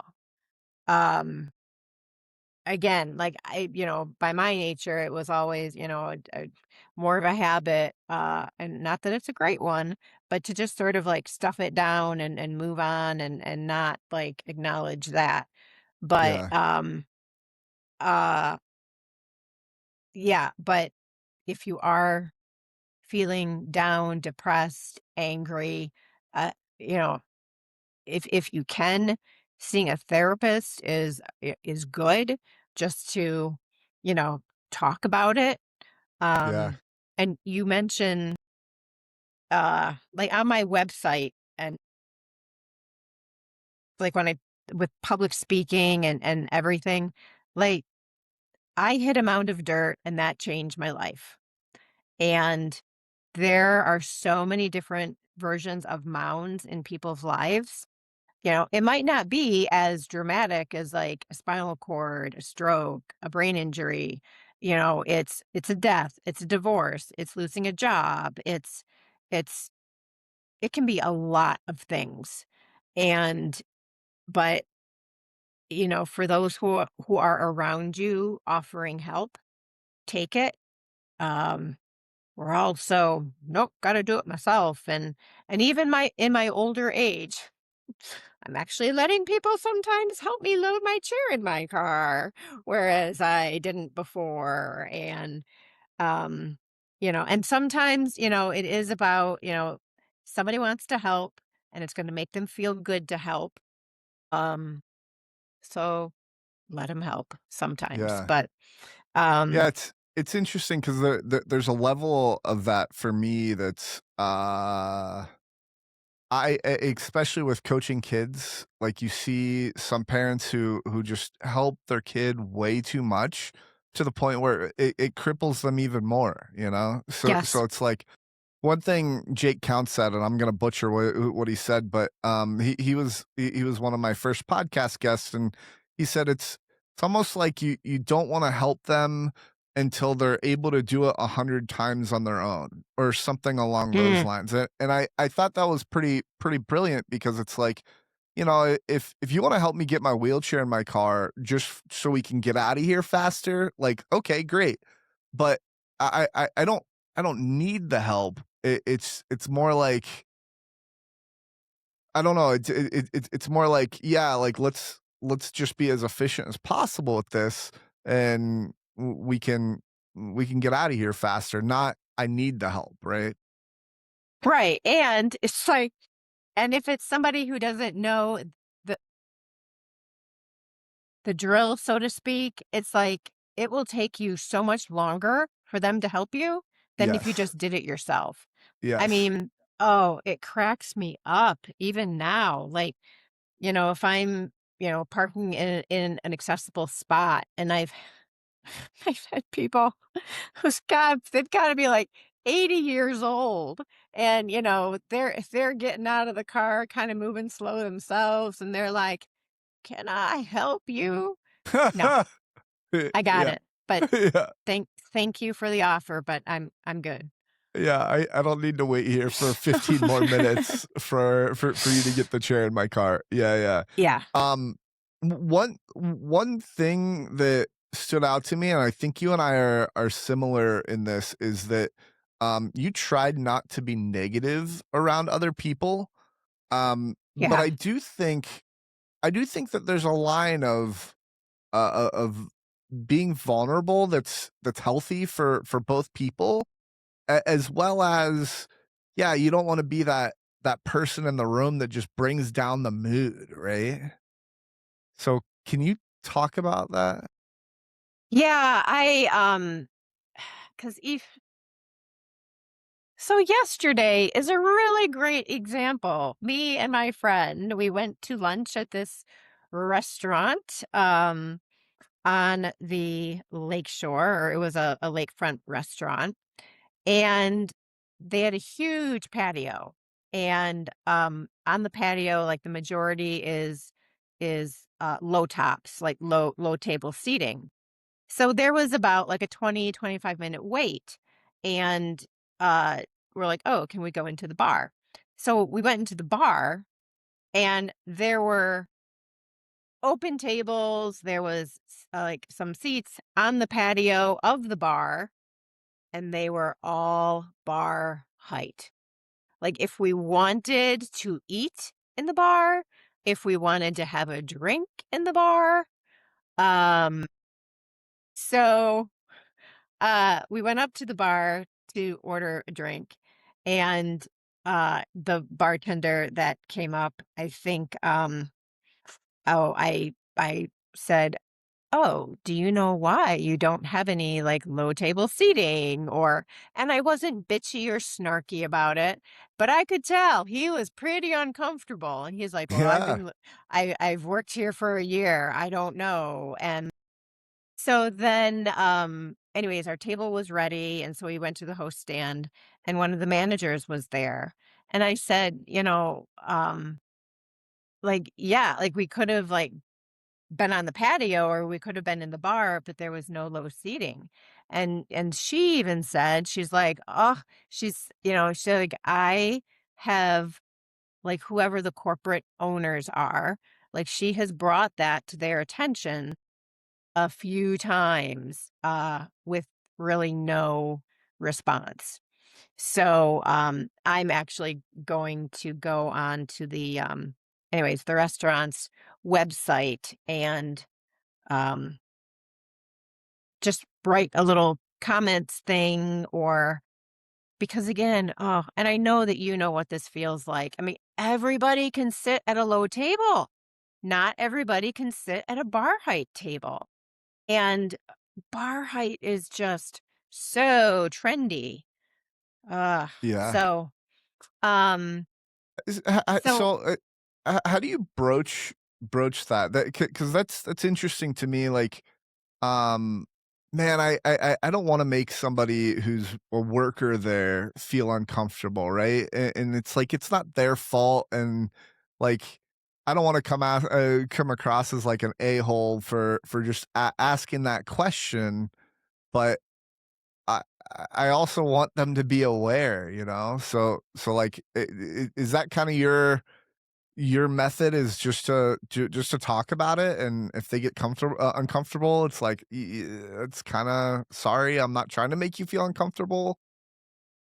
um well, it is an uncomfortable situation and but like, when you're bringing it up, like it is not that person's fault that No. it's like this. Yeah. So, you're trying to um like have them be an ally or sympathize with you or, like w- you know who could we contact or, how could we make headway? So before I worked at Mary Free Bed, I worked at a place called Disability Advocates of Kent County.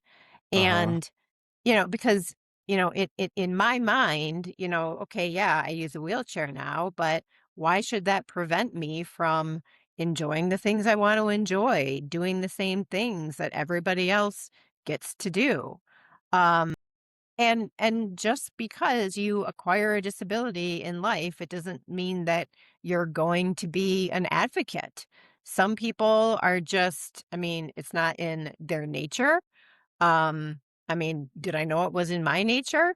No, not until, I wanted things changed or oh yeah, the other really fun thing these days is foot operated garbage cans Oh, in yeah. in what the hell? In I bathrooms. yes. What? Anyways, Yeah. yeah. And so yeah, and again, like just these things and like, people do not I mean, I believe they do not intentionally, "Oh, we're gonna make this so hard for people." They just don't think, and they just don't know, but at the same time, where's the education? Where's the training? Where's the awareness? Because it really seems like, disability is a group of people that, um, really gets, like not thought of, much. Yeah. Yeah. Yeah. I wanna go back to, the hospital stay. You mentioned in the book that you had a roommate who had a very different mindset than you, and I wanna preface it with there's someone that might have a disability and think, "Woe is me," kinda like what you were mentioning earlier, and the take that I have on that, I think you might be similar is like, you know, it does me no good to say, "Woe is me." And it's like, what other choice do I have other than to keep moving on, keep rolling forward, in life? It's like, wh I don't see another choice because it's like if I say "woe is me," I can wallow in self-pity, but again, like, that's a depressing life. So, you're the roommate that you had when you were in recovery seemed to have a little bit of a different approach than you. Are you speaking about the woman in Africa that we Yeah. called the miserable cow? Yes. Yeah. Um, yeah, I was not with her. I mean, maybe even like a a day. Anyways, just as it so happens, she was with another overland company and their whole truck, I mean, was in an accident.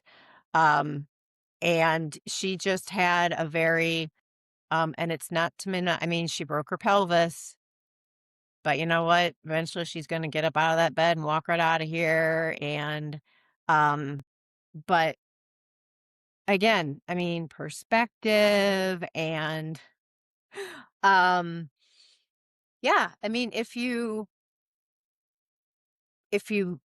look at the kind of person she was at the time, even before the accident happened, um, uh, it might not surprise anybody what her reaction was to um, breaking a pelvis and not being able to like work for a while when she got home and whatnot. Um, so yeah, and it's like you probably want to limit your exposure, as Yeah, somebody newly injured, to limit your exposure to people of that mindset. right. And um, you know, are these the people that are, going to um get involved in things, or, can their mind be changed, or will they be able to um, you know, embrace or like move forward through this? Again, it's like the, however many stages of grief. Grief. And because it is. I mean, it's you're mourning a loss. And um I mean, honestly, it never uh, goes completely away. Like even after all this time, like at time it's just like being able to put my pants on like in 10 seconds would be so great to be able to like get in the car in a matter of seconds and just, take off. I mean, yeah, I mean sometimes or a memory or it doesn't happen often, but sometimes you just get the and um and I don't know, as somebody who was born with a disability, you don't know anything different, but I'm guessing, um, you know, some abilities have diminished since you were 15. Or, I mean, maybe they haven't. Like, maybe you Yes. can't walk as far, or maybe you can't do X, Y, and Z as easily. I'm a little bit And bigger now too. yes, you are. Yeah.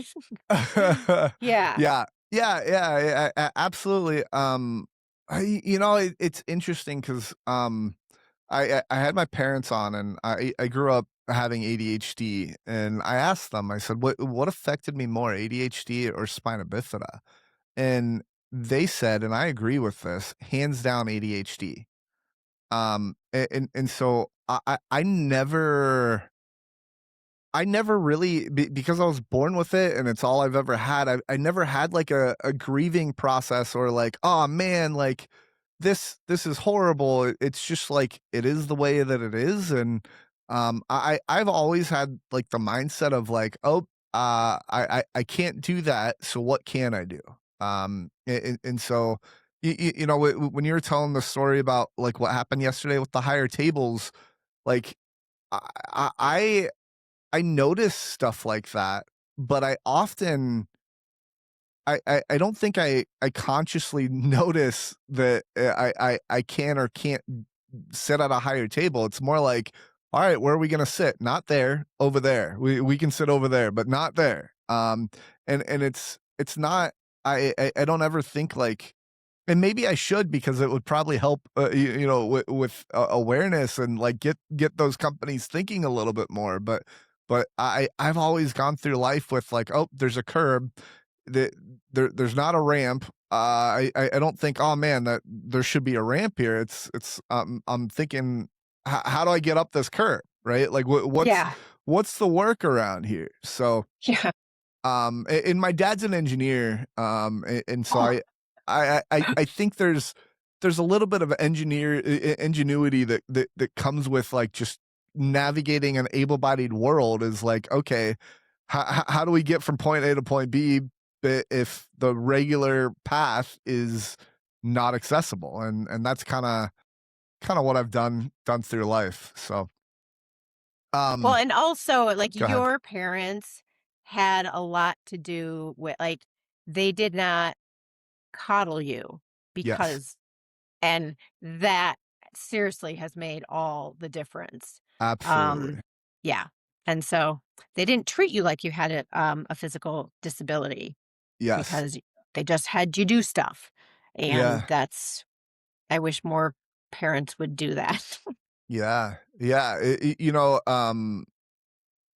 I attribute a lot of my independence and who I am today, as a result of my parents, and my mom, she always pushes back and says, you know, that was God given, that wasn't us, and like, you know, we were talking about independence earlier and like how some people want to be independent and some people don't. Like I had this innate desire to be as independent as possible. And so I don't know, like I do think my parents instilled a lot of those values in me. But excuse me. But yeah, I mean, I suppose it goes both ways. Like I agree with my mom to an extent, but man, it really helped having older siblings as well. That you know they were doing things and I wanted to do what they were doing and all that. So it helped push me a little bit further as well. Um, yeah, I want to get into wheelchair sports now.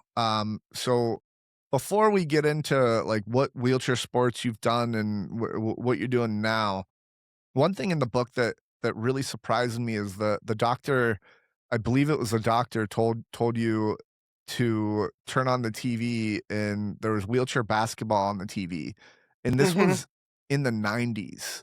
And like that especially, you know, wheelchair basketball on a TV in Africa. It's just like what are the chances? I was just really kind of blown away by that because again, like growing up, I didn't there wasn't wheelchair sports on television, like, that was unheard of. So, like, I don't know, looking back at that now, does that surprise you that there was wheelchair basketball or Well, yeah. Well, now that you say it like that, yeah, I mean, from that perspective, yes. So, yes, this is when I was at the hospital in Windhoek, Namibia. And mind you, I think they only had like 3 stations that you could get. Yeah, Like this was not like the, TVs and whatnot that we have. But also, this is why seeing other parts of the world is great because different parts of the world do things differently. And yeah, I mean, my God, what a struggle it was to even get like semi equal coverage of the Paralympics. Yes. like the Olympics. But so no, I mean, well, and it was so new. I mean, this was, yeah, just I think it was like a day or two before I was gonna leave Namibia to go back home. Um, yeah, I wasn't super receptive at that time. I mean, this was so new. I mean, Yeah. I remember, yep, turned the TV on. I mean, watched it for not very long and be like, yeah, whatever. Um, so not quite there, a little too soon for me to think Right. about, because I wasn't a basketball player before my accident. Yeah. Um, and it's not, my God, that is way too high contact. People flipping Yeah. over in their chairs. Tennis is so much more civilized. I just, and then I won't even try lacrosse. I went to go see a wheelchair lacrosse match. No Yeah. way. People hitting each other and again, still flipping over in chairs. So for people like you who can walk or who are amputees, whoop, they just like plop themselves, flip their chair up and plop themselves right back in it from the ground. No Yeah. way. Yeah. So, So I one of our the go ahead. no, what, I have been anyway, it has been mentioned to me on more than one occasion. "Oh, you should try wheelchair basketball." No, I shouldn't. Yeah, that's fair. One of the things that I've always thought of like just being born with a disability is like the advice I would give somebody who's newly disabled is to get into wheelchair sports as soon as you possibly can. And because it was such a life changer for me. Like I remember the first time that I went to a travel road racing, or no, it was a track and field event out of town, and the hotel had escalators, and that's when I first learned how to go up and down an escalator, because it was like it was so cool. I saw these older kids going up and down the escalator. I was like, "Mom, I want to try that." Yeah, Um, and so it's interesting that you weren't receptive to that, which it makes sense, like it makes sense in that stage of your disability not being receptive to it. But and you were offered somebody to come out and talk to you in a wheelchair, and you declined that. And I wonder, what do you think would have happened if that person, like, if you weren't offered it, that person just showed up? What would you have done in that situation? so I think that you're referencing, so when I was at Mary Free Bed, they offered, um, that so first of all, they could not find or they could not think of, um oh, who is a woman who uses, who's had a spinal cord injury, who's been super independent. Like Yeah, they just couldn't, because most people who acquire spinal cord injuries are men 18 to 25. Um yeah. I did um It was end a up, guy that was yes. Well, going to Brian come, right? Brian Barton. Oh, Um, yes. So, okay, so for those of you who don't, Brian Barton, he works, I think, for Disability Services at University of Arizona in Tucson. He went there to play wheelchair tennis. He's a very high functioning quad. He's from Hart, Michigan, which is about an hour and a half north of Grand Rapids. And I believe, like, he had been, um when I was injured, like, he was already down in Tucson, like, going to school, playing tennis and whatnot. So he had happened to be in Grand Rapids, and it was sort of um, like a kind of a last minute thing. Um, eh, but even when I'm just like, "Okay, great," like, somebody who's, like, miles down the road or, farther along in the process, what are they gonna tell me? Like, what are they, but Brian was extremely influential in me deciding to, get a Pontiac Grand Prix instead of getting, like, a minivan, like, people just assume, oh, you use a chair now, so I guess you're going to Yeah. get a minivan or a van. Um, but he's like, it's going to limit your choices. It's going to limit, like where you can go. He showed me how he got in and out of the car, took his chair apart, loaded the frame. And I'm like, okay, I mean, I'll do that. So I did that. but, so yeah, but even it was,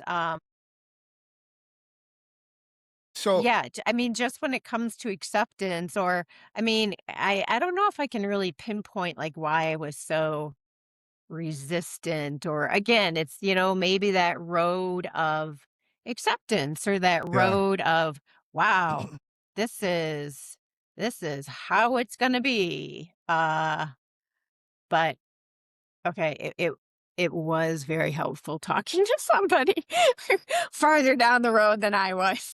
Yeah, yeah, yeah. But initially you did decline that. I'm remembering Yeah. that correctly? Yeah, okay. Yeah. Um How long after your accident did you actually interact with another disabled person like Brian? Or was it Brian? um well, when you're in rehab, like there are other people That's in true. chairs. But no, I started working part-time at a local bookstore.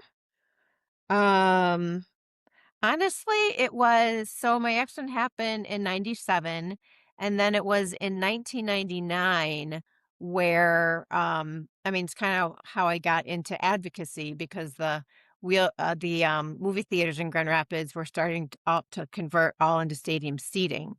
So Mhm. that is when I contacted Disability Advocates of Kent County to see, Ah, "Oh, this is terrible. Like, what you know, "Can you guys do anything to help?" And so that is when I started a lot more, interaction, and then, like I said, I started playing wheelchair tennis in 2000, um, and so that's was my more level of engagement. And, it's like, yes, I did, um, like water skiing, but that's sort of like, like a one-day yeah, event. And, Uh, yeah, but it's just a matter of like when people are ready for certain things.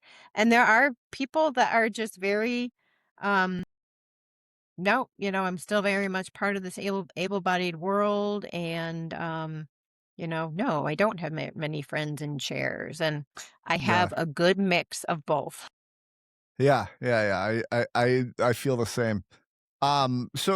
Tell me about all the sports that well, let's just talk wheelchair tennis because that's the one that you picked up on. Um, can you tell me about your journey through wheelchair tennis since 2000? Yes. Yeah, so I do have to credit Valerie Wallace, who's been long involved in wheelchair sports here in Grand Rapids. Her and her husband Craig used to run the adaptive ski program. And so I met her when I started trying downhill skiing. So she was after me for, a good 2 or 3 ski seasons, because she's like, "Oh, come try tennis, come try tennis. We need more women, come try tennis." So, honestly, just to shut her up, I'm like, "Fine, I will come and try tennis." And I started playing in an everyday chair, because Yeah. our wheelchair tennis program, I mean, at the time, it was Grand Rapids Wheelchair Sports Association, and then about 14, 15 years ago, it became part of Mary Free Bed. So, um, but at the time, then, we didn't have the equipment loan closet that we have now. So, um, I mean, and playing in an everyday chair was kind of tough, because, the chairs are not designed for speed or agility. They don't have the anti-tipper on the back. So if you don't want to lean back too far to try and get a ball, because you might flip over. But I mean, I tried it and I'm like, wow, like it felt good to work up a sweat. It felt good. And I did not play tennis before my accident. And so um I was not good. And I am not saying that to be humble. Ask Lynn Bender. She was our coach when I started. I was not good. And even now, like I mean, I'm all right. For as long as I've played, it's always been I've never been the like, oh, I've practiced 5 days a week and I for playing as long as I have, I feel like I should say that I've been to the Paralympics or I've won like a national champion. I mean, no, it's always just been like I would go to wheelchair tennis tournaments to play, but more on the like part recreational. Like I, I never thought, oh, I'm going to make a career out of this, or oh, I'm really going to pursue this, to do it full time. So, but like I said, being able to travel to the different tournaments and everything, you I got to see the different kinds of tennis chairs that people had. My grandparents helped me. I purchased my very first tennis chair, and I think it was back then like $1,600. And I know that sounds like such a bargain now compared to Yeah. like, you know, whatever 4,000 or more that chairs can cost these days. Um, so yeah, it was, and people always ask because, of course we, um, uh, have the racket in our hand and push the chair. They're like, "Oh, like, how do you do that?" And like, you learn. Like with everything else, you learn. And so I think I'm kind of glad that I didn't know how to play tennis. I mean, the advantages would have been, you know how to hit the ball, you know what to do with the ball, you know the game, but mobility and getting into position to hit the ball, there is no lateral movement in wheelchair tennis. There's no shuffling, there's no split step, there's no um so that would be just an added challenge, but it's something that people can play lifelong and I've been playing for 26 years now, What which is what made you so resistant to getting into it in the first place? um maybe because I mean, it was something totally different, you know, and that, that I wasn't a tennis player before. Like, I didn't play basketball before. I wasn't a tennis player before. I mean, we certainly weren't a tennis family. I never watched it on TV. Um, and so I think just like the newness of it, because I think people may be more inclined to try the sports that they did before their accident. Like I water skied before my accident. I was a stand-up skier before my accident. So like let's try those. Um so I think that maybe that was part of the resistance to it. Yeah. Um And yeah. you traveled all around the US, going to different tournaments, right? At least back in the day, right? Yeah, I never went out west, but yes, I would like go down to Florida, go down to, like Baton Rouge, Yeah. a lot of the, eastern part of the US. And just thinking back on it, I'm like, my goodness. I mean, I would do maybe like 7 or 8 tournaments a year. Yeah. And just uh to get a little more experience with just doing match play, I did join like a working women's 3-0 team here in Grand Rapids because I mean it gives you, like you can hit all you want, but when you go into competition, everything is different. And so even if you're going to play a teammate and say pretend like, oh, we're playing a match, it's not real. I mean you just can't mimic the the nerves and everything else. So, it's wheelchair tennis. We get 2 bounces to the ball if we want it. So I joined a 3-0 USTA league, and everybody else was a stand-up player, and, uh, yeah, I was a seated player, and so I've had the opportunity to do that, which has been helpful. But it is a different game because the Yeah. ball comes back at you a lot faster. And, yes, we get 2 bounces, but man, being able to run is a huge advantage. Yeah, yeah. Yeah, it is. Um, yeah, okay, anything else that comes to mind about wheelchair tennis before we move on that you wanna mention or talk about? Not tennis specifically, but I know, just in the world in general, people there's been people who've been playing tennis for quite a while who now have become pickleball players. Yeah. And, Have you?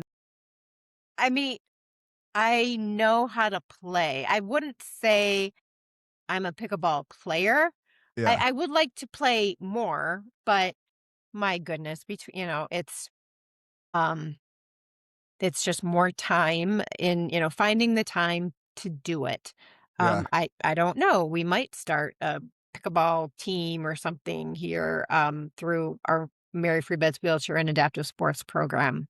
But, as people get older, there's less court coverage. It's not quite as demanding on your system in terms of like cardio and energy. And, the games are shorter. Um, so yeah, we definitely have lost some tennis players to pickleball. yeah, yeah, we sure have, and the pickleballers are taking over the court. I do, coach some pickleball here and there. We don't do it regularly, but, with the organization that I work with, we do pickleball as well, so it's I begrudgingly like it is what I always tell people. It It's like is fun. It's it very is. fun. Yeah. Yeah. Anyway, okay, so I wanna read some assumptions to you, and I want you to say if you think they're true, false, or it depends, and then we can elaborate and talk about it. Um, one thing that you mentioned in the book was Social Security disability, so that comes from this. Social Security disability income traps people, true or false?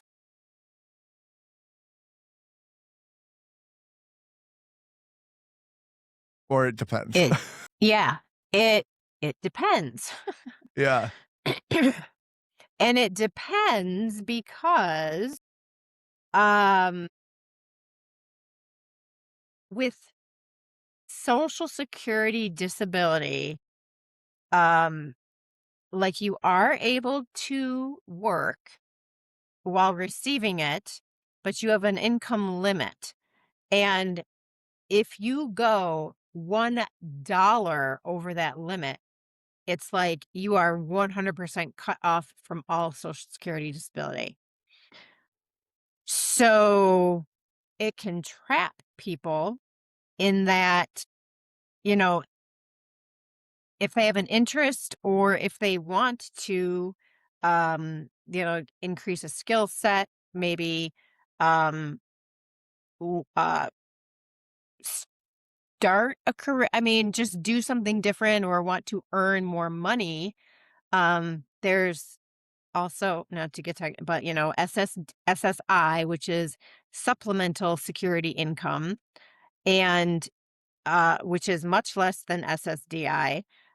But if you work, like they have a formula that, oh, $1 is taken away for ever, or I forget what the scale is, but it's a sliding scale. The yeah. more you earn, the more it goes down to zero. Yeah, SSDI is not like that.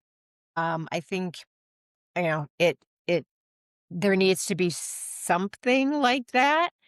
Um, I mean, I don't even know like what the limits are or what the guidelines are any longer because I was on Social Security disability for about 2.5 years. My first job was I worked part-time at a bookstore here in Grand Rapids, And again, so they wanted to give me a raise, and I could not take the raise because I would be earning too much money. Um, and so, let's face it, the extra $10, or I mean, however much that I would be seeing in my check was not worth like losing all of my social security disability over. I mean, for me, I always knew that it would be a temporary thing because when I Mm, started working at Disability Advocates, I went off SSDI and whatnot. So it it does a lot to help. mm, Um, but then also, a lot of times the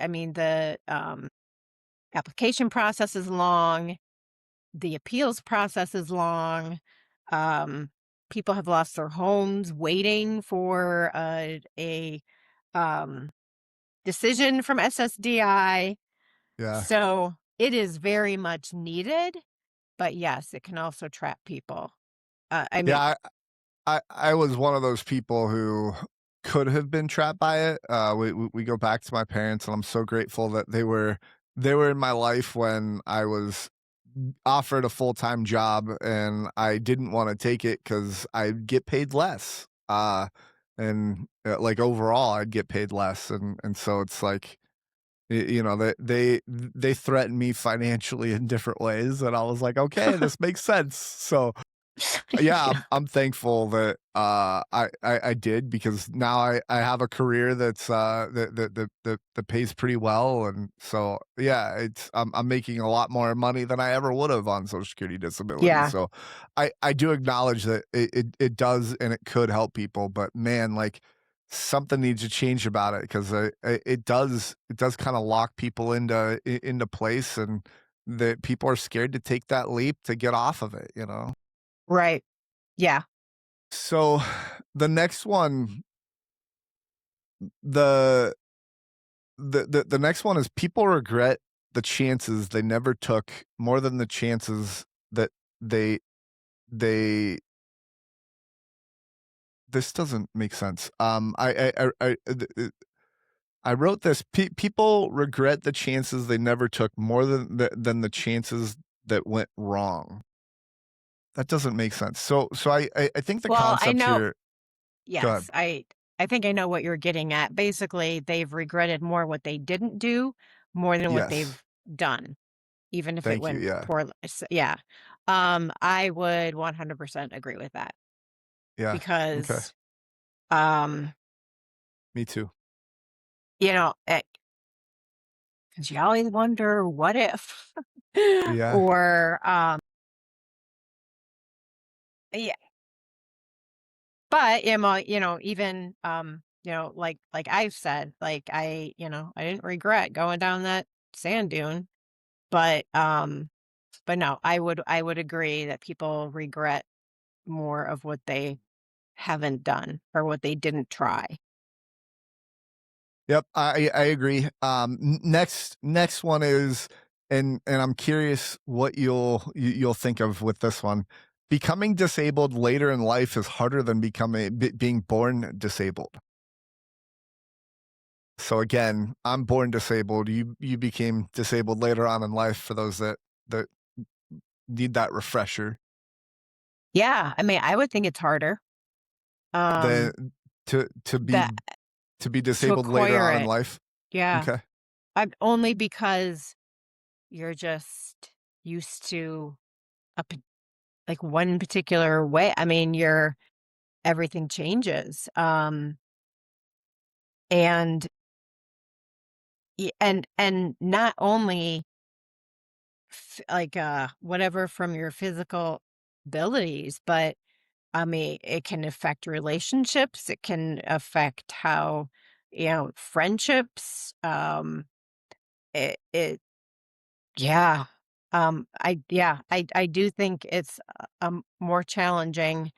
Um, yeah, not having been born with something because, like Yeah. you said, born with it, like you don't know anything different, and that's just the way that your life has always been. Um, Yeah, so yeah, I actually I think I agree with that, but to just go a touch deeper, which would you prefer, being born disabled or being disabled later on in life? So, being able to experience being able-bodied for at least momentarily, like, I've never been able to feel my feet, right? So yeah, yeah. Oh, man, you know what? I don't think I've ever really thought about that before. Um, but because of all the experience, it's been my life so far, and yeah, I mean, I think that I'm grateful for like all of the experiences that I have had. So, um, no, I mean, I don't wish uh that I would have just been born with my disability. yeah. I Yeah, it's kind of hard yeah, I've never really been asked that before. Huh, But interesting. one thing, um, like right now, like if somebody ever said, um, or, and I've even thought like, oh, if I could, for 24 hours, like if I could like go back to, like have all of my like abilities like restored for 24 hours, like would I? Oh, hell no. Really? No. Not even for Oh, 24 hours? Okay. no. Why? Knowing that it would go away? Yeah. Oh my god, that would be, like, really to be able to, like, run and have everything be easy or what I mean, for just 24 hours and then, what, turns midnight and, like, carriage turns back into a pumpkin? Yeah. No, I wouldn't. Interesting. Um, for What me, it would be way too hard. what if this is something Mozzie and I had this discussion. I thought this was really interesting because he was saying he was injured, like, I don't know, as a really small child, like, I don't know, 8 or 9, I think. But he was asking, like, if you could be cured just miraculously, would you? And there's a bunch of discussion about that because it's like, okay, would I want to just be able to be unparalyzed in my current state, which means, all my muscles are atrophied and I'd have to go to rehab to like work all those up and stuff like that. It's I like, would do it. you would, okay, Of but course. then you have the thought of like, okay, you could get cured and everything is functioning the way it should as soon as you get cured, right? Like no atrophy's gone and all that. So you would choose both paths, like even if you had to go through rehabilitation to build up your muscles again that have atrophied, you would. Okay, interesting. See, Well, I go ahead. no, like, years ago, so there was this, like, electronic walking system called Parastep that, I was doing at Mary Free Bed, and it's like you put electrodes on your legs, and stimulate muscles, and you're able to stand, and so the Cleveland Clinic was having a panel discussion about electronic stimulation, Yeah, and it's just interesting that if you go like function by function, um, like walking actually is not like top of the list. For people who are quads, they happen to have their hands back. Like yeah, true. walking isn't that like important.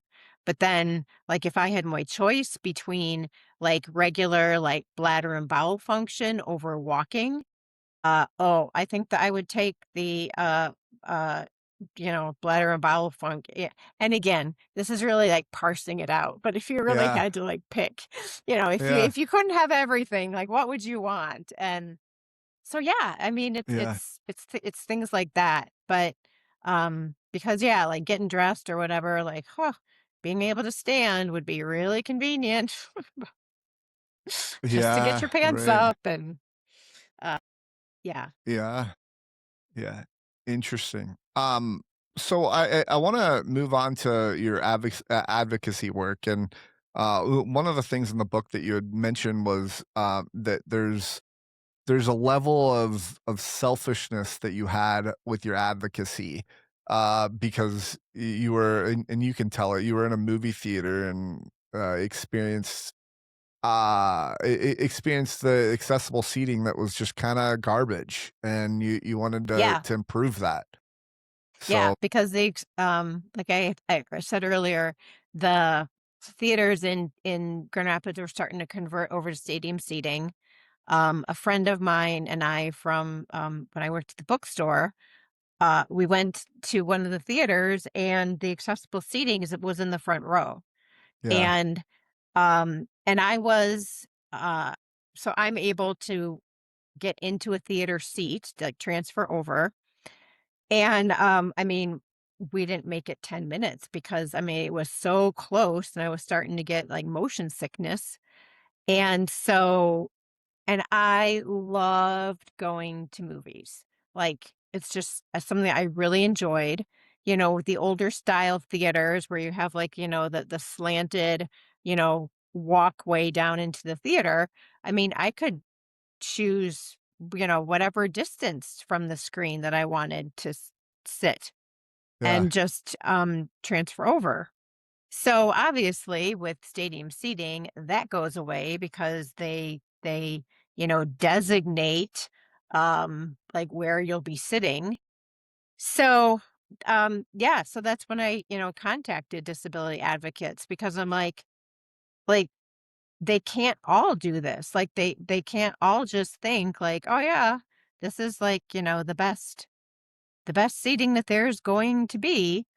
And so it was my first experience with the people there. They like contacted like one of the theater companies in town, and this other movie theater company, they had a design that they saw, and it offered more sight lines to the screen. They weren't mm, all in the front row.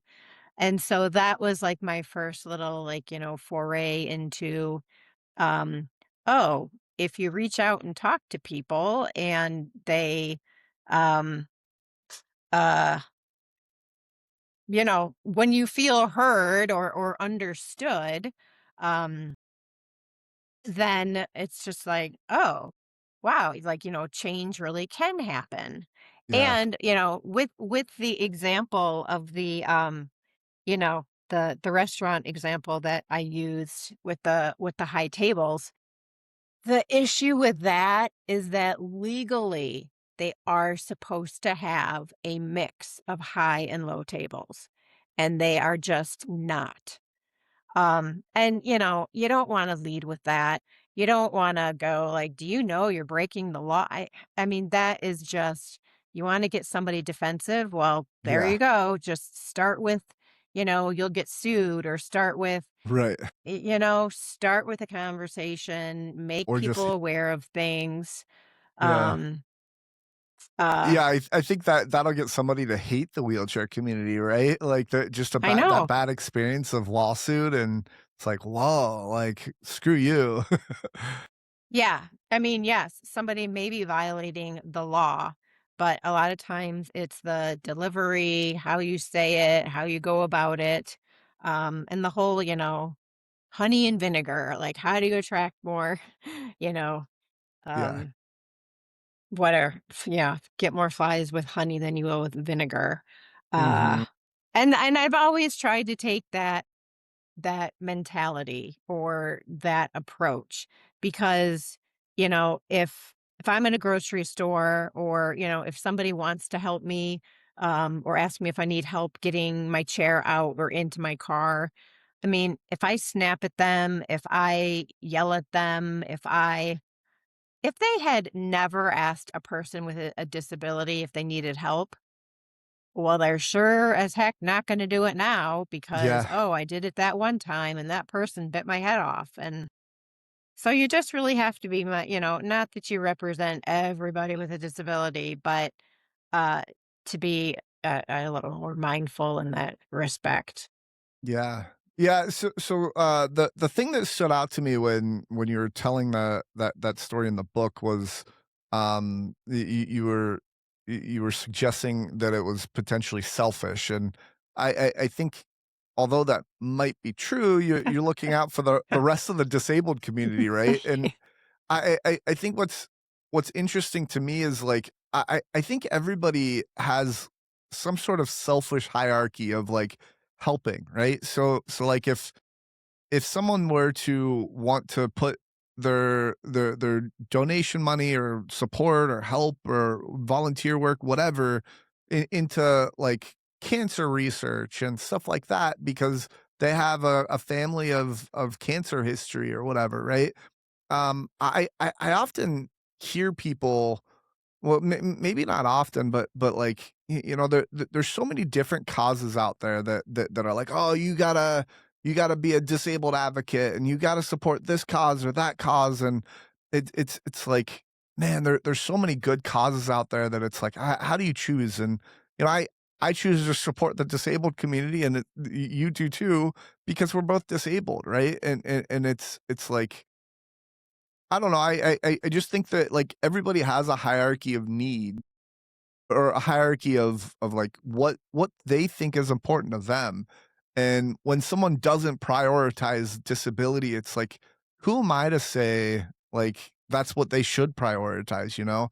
Now, I just wanna caveat that because on the flip side, you know, we talked about the different things in the hotel that are just, like, stupid designs that could easily be fixed if they just thought about it, right? Like, there are those things, but then there's, like, you know, we were talking about making nature trails, have pavement, which I know we both don't agree with, but I'm sure there are someone out there that wants that, and it's like, yeah, but, like, you're depriving the nature aspect of it, you know, if you do pave those nature trails. So, I don't know, any thoughts on that rant that I just went on? Well, I mean, it's good that there are so many different causes out there because Yeah. there are so many different people out there. And, Mhm. just because somebody has the means to give to a charity or a cause, um, yeah, people affected by cancer, someone in their family, like, it makes sense for them to support cancer. But, um, you know, and people can support more than one thing. I mean, yes, I support, wheelchair sports and disability related things, but, I also support, education. I also support, PBS and, like, public Mhm. radio and those sorts of things too. So, yeah, there are a lot of causes out there. And, um, I mean, I don't necessarily, I mean, disgruntle or, you know, hold it against someone if they're not going to share um, their wealth with said organization because, I mean, it's their money. They can give it where they want to. And it is fantastic that there are so many choices available for people to support. Yeah. Um, I wanna share my hot take with you, that we were talking about before the podcast. You were talking about, using person first language for the disability, and one of my hot takes is I hate the phrase "individual with a disability." I think it's a mouthful. I get the concept of using person first language, um, but I also think w us being in the disabled community, w we know what landmines, that we're gonna step on and what landmines we won't step on by saying certain things. But I think part of the advocacy space spends too much time trying to teach people what the right words are to use and not enough time on the actual, like, "Hey, hotel, you should move the shampoo so that it's reachable for everybody," right? And I think what that does is that isolates the disabled community further. Like I've talked to professors who are teaching physical therapy students, and I've actually gotten in front of physical therapy students and talked to them about this, and like the what is appropriate, what isn't appropriate. It's like, if I'm a disabled person, I don't wanna step on a landmine, I don't wanna hurt somebody's feelings, so I'm just not gonna deal with it, you know? And I think there's a lot of people out there that might have that thought process, and I think the hot take is I think that verbiage and us trying to train people to use different verbiage is more detrimental to the disabled community than it is helpful. So I'm curious what your thoughts are. Um, well, it depends on what the words are, because I think we could both agree, like, you don't call people crippled anymore. Yes. But yeah, like people are very uh they want to say the right words, but even discussion here, there is was I this arts organization, Disart in Grand Rapids, and of course they have a disability artist focus, and they also lead with disabled Mhm. artists, and they use it as, I mean, it's a sense of identity, it's a sense of pride, it's a sense of, like, this is who we are, and Yeah. yeah, I mean, so, I mean, yeah, it could be, down to, like, personal preference or, Yeah. um, when you're oh, it's and again, and I have heard, um, like, people who have autism, they, like, they prefer to lead with like, being autistic kind of a thing, kind of like being disabled.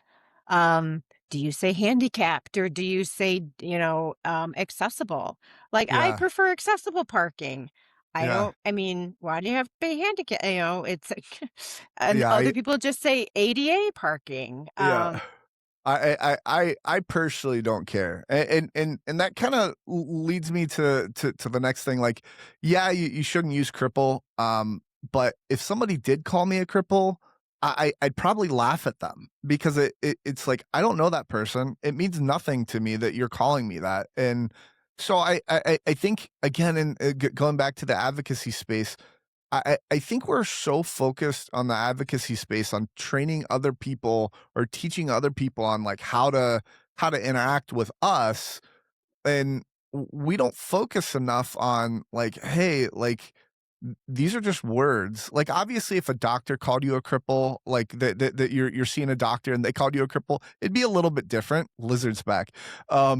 It'd be a little bit different if a doctor called you that, but like a regular person calling you that, it's like, I wanna bring back the phrase of "Sticks and stones may break my bones, but words will never hurt me," you know? And it's like, I feel like we're training people to be sensitive, and it's like, you have the power to be offended by that word or not, and it's like, you can take offense to it, but, like, kinda going back to the "woe is me," like, what good is that gonna do, right? So, I don't know.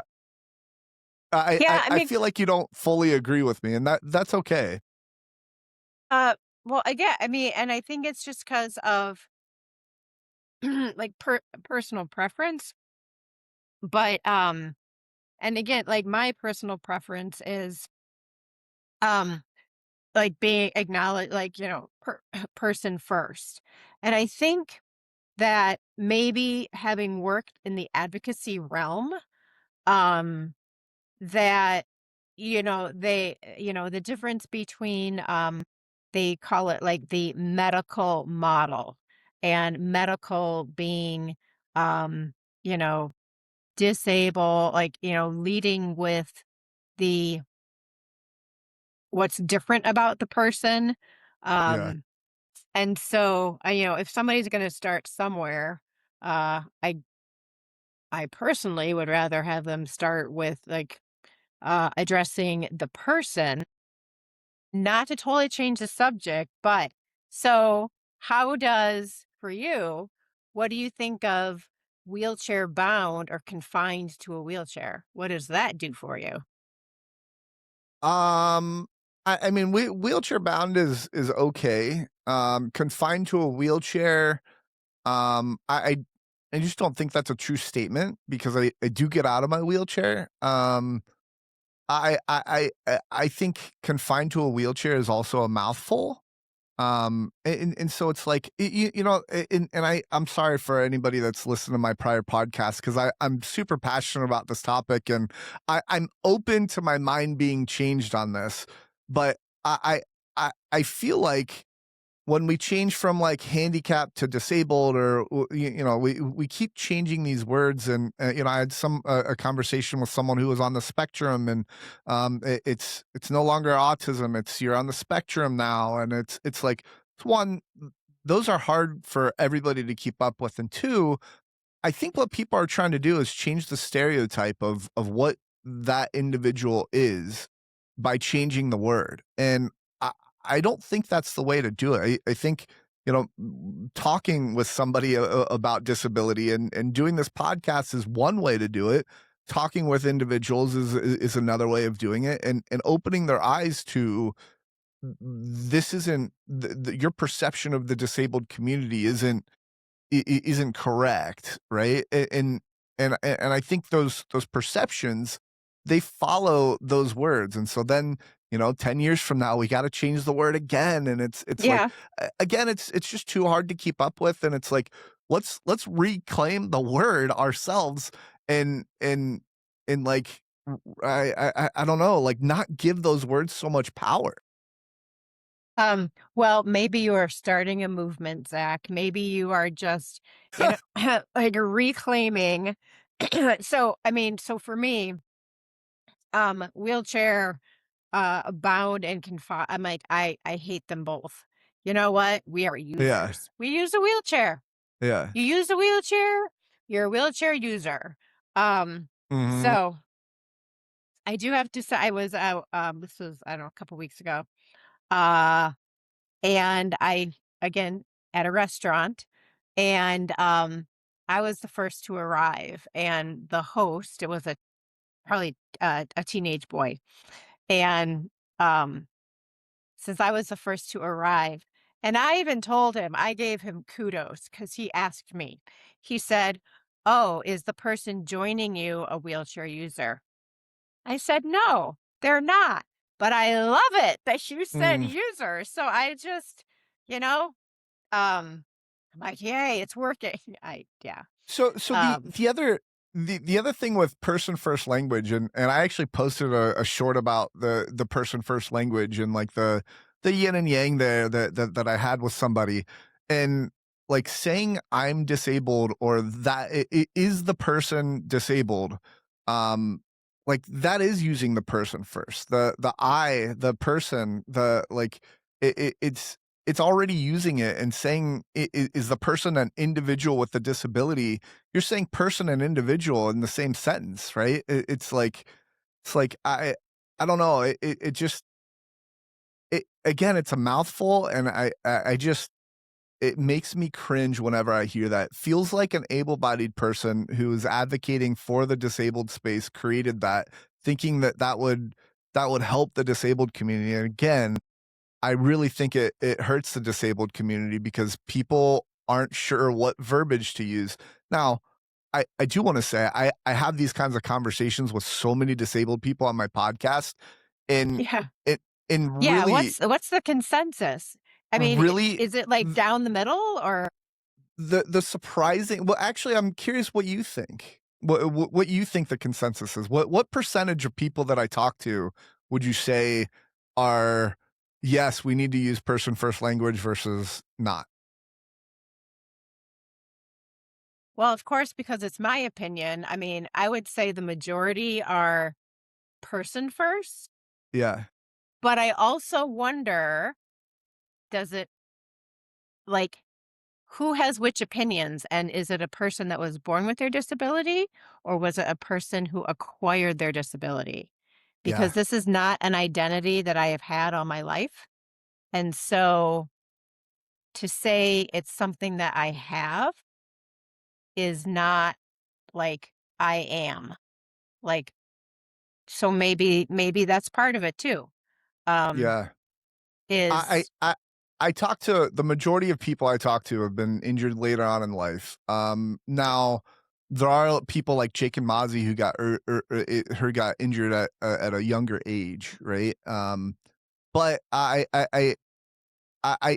so the consensus that I've drawn is the majority of people I talk to do not like the word individual with a disability.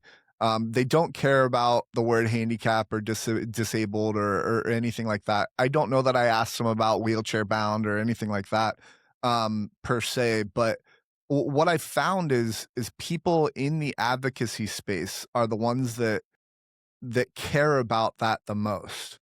And probably. it's interesting to me because I don't think that advocacy is something that the majority of the wheelchair community believes. It's only it's almost it feels like it's something that, like, you're trained in the advocacy space that, "Oh, these words are offensive, and we've gotta use person first language," and all that, and it's it feels like you're to me, it feels like everybody in the advocacy space is talking with each other and not necessarily reaching out to other disabled people about what their opinions are about it. And yes, there is a preference, and there are some things that like um the something I've been thinking about recently is there are some landmines that like I I will I will call you out on, like, if you lean on my wheelchair, that's not appropriate. Like, Hmm. unless maybe you're showing me something on your phone or something like that, it's like, okay, you can lean on my wheelchair if you absolutely need to, but, like, generally, like, you're basically leaning on me, and so there are some things that I I would say is a landmine, but, like, when I talk to, like, the PT students, I think 90 to 99% of the people don't care, what words you use, and there is a small percentage of people who do. So, that's generally been my consensus, and maybe I'm trying to justify my own opinion and I'm biased here, but Well, I don't it's know. your podcast, so you can Yeah, have it's yeah, yeah, yeah, no, but it is a very yeah. I mean, I and like, the advocacy, disability advocates of Kent County, they are a center for independent living. yeah, And centers for independent living have to have more than 50% of their staff as people with disabilities. So, and I'm sure that there are plenty of other advocacy organizations where who don't have, they may be advocating for um, a, a condition, a cause, an illness, whereas the people running the show or the people working there may not be impacted by uh, what they're advocating for. So, but yeah, it's I've never really had this debate or this discussion, yeah, and but yeah, I mean, it would be interesting to just take a um you know yeah, like what oh, are certain people making this a bigger deal than others? And I think, and maybe it is the advocacy thing.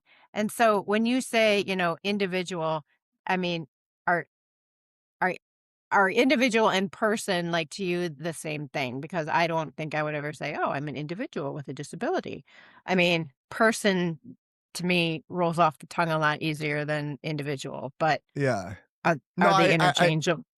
I would say I'm disabled. Like, I wouldn't say I'm an individual, I'm a person. Like, implies that I am a person, right?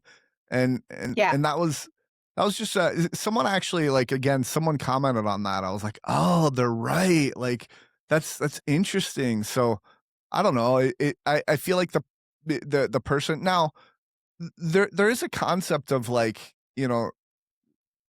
the other thing that I think about a lot is, like, if someone's first meeting me, the wheelchair's the first thing that they see. Like, it's human nature to spot uniquenesses in individuals, and that's okay. And so it's like, okay, you see the wheelchair, now we can get to know each other, right? And it's like, I, I don't mind that. I again, I think it's like, if you see somebody walking down the street with a cane, it's like, "Oh, there's a blind person." And it's like, again, we're conditioned to notice not what's normal, but what's different in our world. It helps us with that the threat response of, if back in the day, I'm sure it's like some sort of genetic that, like, helps us against, like, safety and security and Yeah, with their flight or fight response. yeah, Yes, being out in, yeah, the wild or out in nature. yeah, Um, but yeah, I didn't uh topic of conversation that I didn't know that we were gonna have today. So, yeah, but no, yeah, it's really I mean, interesting. I mean, yeah, some people would care, some people might not care. yeah. Um, and yeah, I I you I have will your s preference, I have mine. Yeah, yeah, yeah, there you go. I'm good to say agree to disagree, but it is a fun it is fun to hear, like, both sides and just kinda talk it out. So, Yeah, anyway, because I mean, and to you, and the why is different. yeah,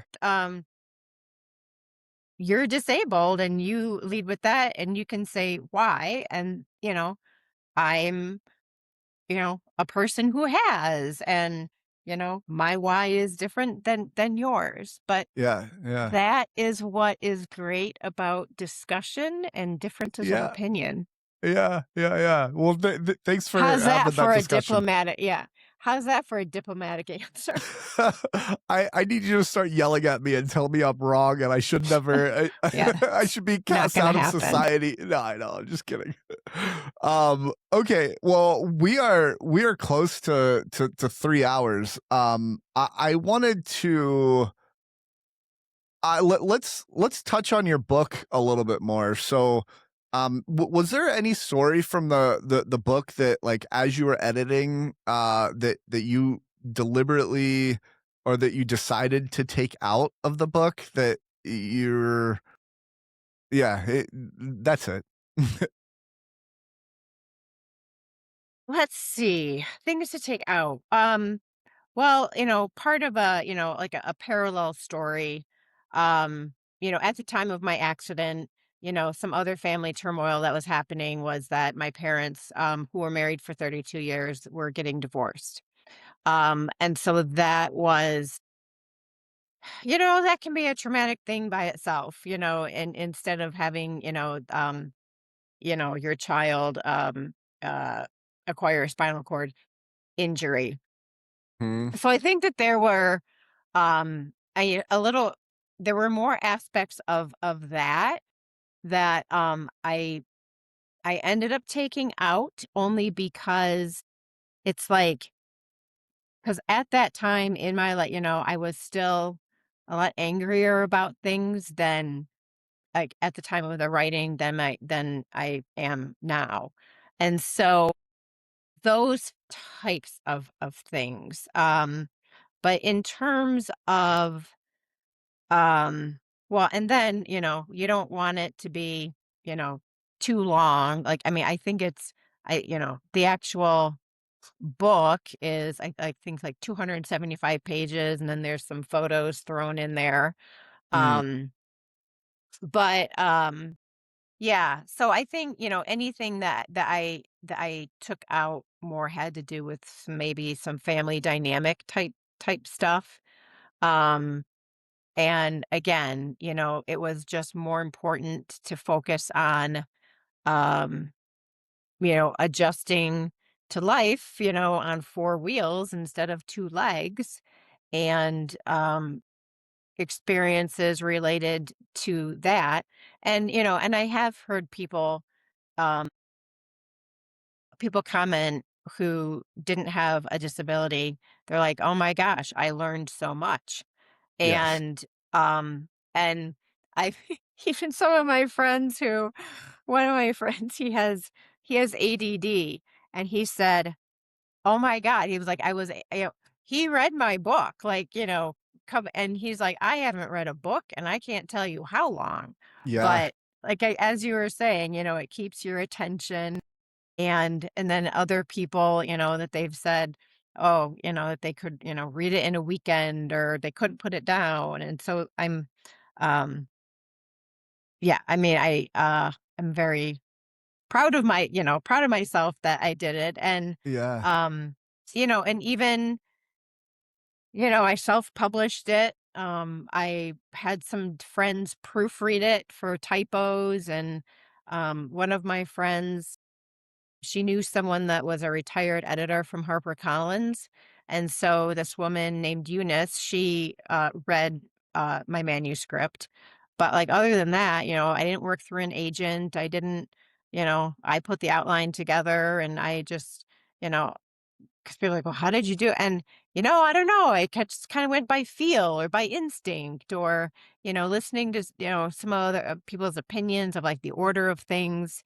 and but then one of my friends told me, she's like, "At the end of the day, it is your book, and you can say whatever you want, or you can Yeah. have whatever whatever line." So, I mean, doing everything yourself does have, it has its advantages, but, Yeah. um, because I did try at first to go, you know, getting an agent, sending things out, and, but publishing has changed, so, I just went the self-publish route. Yeah. Um, You and know and go ahead. Sorry. no, and I was, just gonna say that, more than one person, people have asked, "Are you gonna write another book?" And, part of me is like, "Oh, I'm all out of material," but, um, just lately, different people have been asking me, and so maybe I'm taking this as a sign from the universe that, okay, maybe it Yeah. is Yeah. time to think about writing another one. Yeah. But by the way, I did share the book with my mom because I think Okay. she would absolutely love the book. I don't know if she hasn't mentioned that she's read it or anything like that, but I do recommend the book to anybody that likes to listen to audiobooks or even doesn't like listening to audiobooks like me.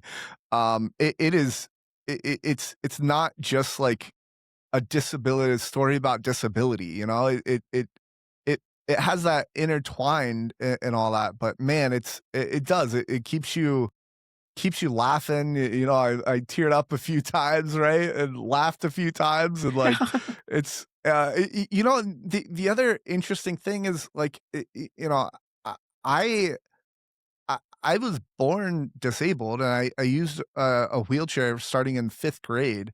Um, and one of the things that you were talking about was the dynamics of like relationships and like getting close to people and like hugging. And it's like that was like an eye opener to me because yeah, hugging somebody who's standing up is not the same as hugging them at like the same level as you, like standing up to Yeah. standing up. It's so much more. I don't know. I want to say intimate, but that's not necessarily the right word. It's you just you feel closer to somebody and there is a wheelchair hug where you get like side by side with the person and Yeah. you can hug them that way but that isn't the same as hugging somebody standing up and Mhm. that was that was really eye-opening to me. It's not something I'd ever thought of because I've been disabled all my life. Yeah, I mean, just well, anything, whether use a chair, use a walker, even have a cane, it's like, I mean, it's something that creates a little bit more space around you. So, so in terms of like getting close to people of, you know, yeah, like, one thing that uh have noticed that a lot of times like if I'm with a couple people or with like in a group of people, um like people will walk behind me, but they will not often walk with me. Whereas like other people in the group, like they'll be side by side and they'll be walking next to each other. But a lot of times that does not have, and it's a subtle thing. It's a subtle thing that um but you notice it if it's not happen or that, oh, those people are walking next to each other, but anyways, it's yeah, a Yeah. small thing that I've noticed. Yeah. Yeah, that's interesting. What were some of the hardest moments of writing the book? Oh, Was I it wrote that. hard? I mean, um I mean, no, I mean, and it took a while because like there were times, I mean, when I mean, I would not touch this for months. Like, I was not one of these people that were like, "Oh, I'm gonna write for an hour every day," and, um, the more so when I recorded it on audio, because I did it I worked with a sound post studio here in Grand Rapids, and, I felt so professional because I was, headphones and all that stuff, but, before I went into the studio, I read the whole book out loud at home, and I'm glad that I did that because I was relive it, like, going through, like, there's some very, like, tough emotional parts in there, Yeah. and so then, in the privacy of my own home, like, I was okay to tear up or cry or just sort of, like, process through it, and, um, when when you record a book on audio, it's, um, like, you're not reading what's on the page. Like, you are, but you also have to read it, but, like, I'm talking to you in conversation to make it conversational, so it doesn't it's not like you're reading a book to, some second graders. Yeah. So, that was a bit of a adjustment to make, and I think maybe by, like, the 3rd session, I really got the hang of it, Mm. but to the point where whatever I recorded in those first 2 sessions, we went back and re-recorded because the anyways, it just sounded much better, and I really just got the hang of being conversational and reading.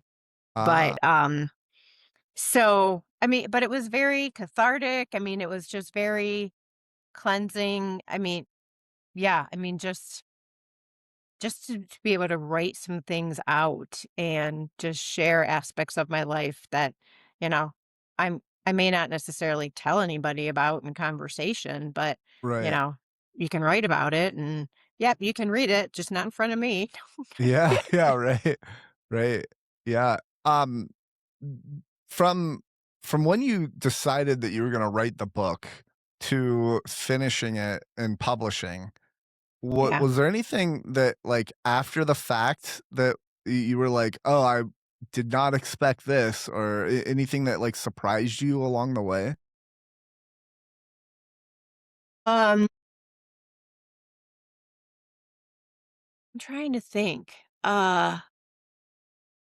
Nothing that like really comes to mind.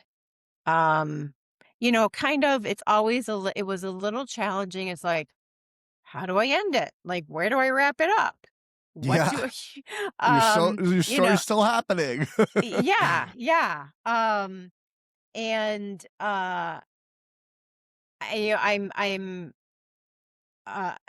I'm very proud of the way that um, I start the book talking about my accident from my perspective, and then the book ends with uh, the perspective of Meg, one of the drivers of the trip, and uh, but it's like, well, you reach a point, and it's like, life is still going on and things are still gonna happen.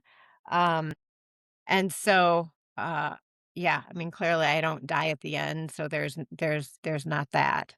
Yeah. But, I mean, I just think and it still makes me a little bit I don't know if it's uncomfortable is the right word, but, people are like, "Oh, I loved your book." And when people tell you and so this has just been for anybody. Like, if there is anybody that you admire, if there is anybody that, um, like, really did something and, like, you really wanna say thank you or, you think they're amazing, you know what? Tell them because I can't tell like, they're not gonna know unless you tell them, but, people have said, "Oh, your book really helped me blah, blah, blah, like, "Oh, it helped get me through a difficult time. Oh my gosh, it's like, wow, if you can do that, then I can do this." One woman wrote me and said, "Oh, this inspired me to, um, write down my own story," type thing. Ah, So it's things like that, and I don't I like it when people, like if my story somehow inspires them to do something, um, because I'm not really nuts about the whole, "Oh, you're such an inspiration." I don't know what you feel about that, same. but, okay, and I mean, I know that they don't mean it to be patronizing, um, but it's like, I just get out of the car like everybody else. I mean, not every but you know what I mean, Yeah, yeah, yeah. The I things put that we do every day are just the way that we do things every day. yes. They should be no cause for inspiration, but at the same time, that there are challenges that we deal with that other people don't. So, I much prefer it, if they say it inspired me to do X, Y, or Z rather than just to say, "Oh, you're such an inspiration." Yes. But at the same time, we all need to be inspired. Mm. Yeah, that's such a good take. I couldn't have said it better. I totally agree with that sentiment of like, I don't want you to be inspired by me for inspiration's sake, just to get the feels and carry on with your life. If you are Yeah. inspired, I do want you to take action and do something with your do something better with your life. And is it patronizing to say, I had people in the retail world that said, "Oh, I'm so glad that they hired people in wheelchairs," and it's like, you just wanna slap that person in the face, right? It's like, it's such a patronizing thing, but at the same time, it's like, I feel like it's a sword that I'm willing to fall on if you can take that inspiration and do something and improve your life in some way. Yeah.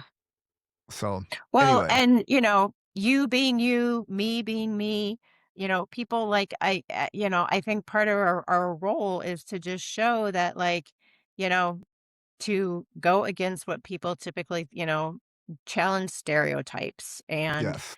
um, we want to be in the world and living in it and participating just like everybody else. Yeah, yeah, exactly. What's one thing you hope people take away from this conversation? Um, well, that whatever challenges you may be facing, um, they're likely not going to last forever. Um, it could be a temporary situation, but also if it causes you to have to find a new path or a different path, um, uh, it might not be what you were expecting, but, um, the new path might be just what you need, um, and, like, you know good days, bad days, and again, kind of maybe like with the independence thing, or it's just part of like my nature. But even in like terrible circumstances, like you can always find something good. And usually, that might come from people wanting to help you or people wanting to do something for you. Um, and yeah, and it may be an opportunity then to not like focus like so much internal, but like external. How could you do something for others? Yeah. Yeah. Yeah. I like it. Good answer. What, what have we not covered that you wanna do? Oh, one other thing that I wanted to bring up is faith was a big part of your story. And one question that I like to always ask people is, if God is so good, why are you disabled? Oh, that is not only potato, but look at so many things in the world. Like why, why is there Yeah. um, it's the answer is there is no answer. Mm, Um, other than like my belief is, there's a reason for things. I don't uh yeah, I don't believe that God is, a puppet master, like controlling every single thing that we do. Um, but at the same time, I think that there is a plan to certain things. So, if God is good, um, I don't know. There is no good answer. Um, and that's what faith is. yeah. Um, is it just um going through trials and tribulations here so that when we die, there's something better waiting for us on the other side. Um I don't know. I mean, I have no good answer to that question, but um, I believe there is more good in the world than evil. Yeah.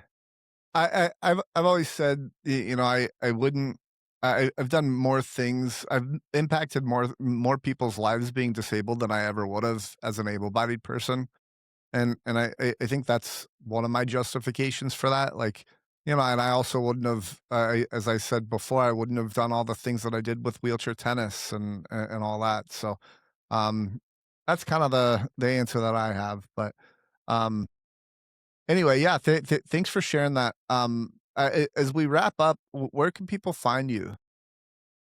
They can find me. I have a website, just jocelyn.detloff.com.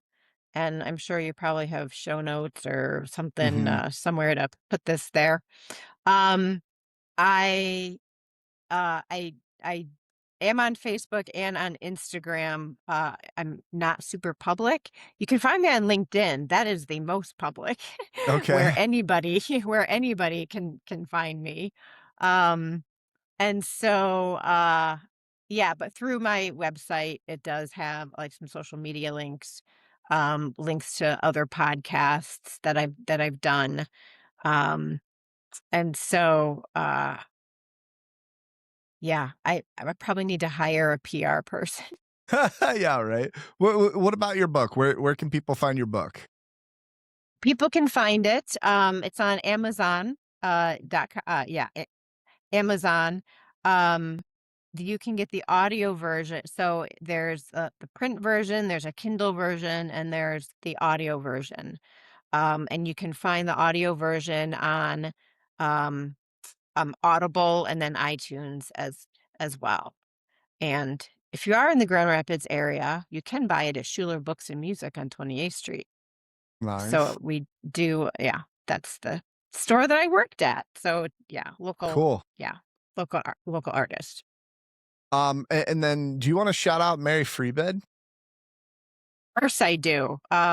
So Mary Free Bed here in Grand Rapids, Michigan. We've been around for 135 years. Wow. And yeah, I've been working at the foundation for a little over 12 years. And it's just an amazing, I did my rehab there, and what a gift to be able to raise money for a place that has done so much, not only for me, but for so many families and kids and adults, to help them recover from some of the most um, catastrophic things that they couldn't even imagine to have happened. But, like, we're definitely about hope and possibility at Mary Free Bed. And the things that people can achieve and the recoveries that people make are pretty re- re- remarkable. Yeah, love that. Any final words before we sign off? No, but I do want to thank you for making this happen and putting the work into this, because I know that it's a lot, but I'm grateful for the opportunity. And it's just been fun to reconnect, because there was Yeah, a long time that we did not see each other at all. yeah, yeah, And so to see you, because it did, yeah, since reconnecting, the last time I saw you was when you were a junior, and here you are all grown up and, you know, being an adult. yeah, And it's just great because, similar, like the number of lives that you are going to touch and the people that are going to hear your podcast and how it will change the way they think about things it's fantastic. yeah. I hope so, and I do want to say thank you for the conversation and coming on the podcast. I appreciate you allowing me to read your book as well. Very awesome. It definitely surprised me as far as how great the book was. I couldn't recommend it enough. And again, for those that want to read it, it's It Rained in the Desert, one woman's story of spirit and resilience. You can pick it up. Definitely worth a read, no matter if you're disabled or able-bodied. Highly suggest it. But yeah, thanks, Jocelyn, for coming on. And everybody else, thank you for joining the Rolling Forward podcast. If you like what you heard, hit that like button, subscribe, leave a comment. It really helps the channel grow. If you want a shirt like this that says "I can't stand wheelchair jokes," you can pick that up at rollingforward.printful.me. And if you've got a story worth sharing, please reach out. You could be my next guest. Until next time, keep rolling forward.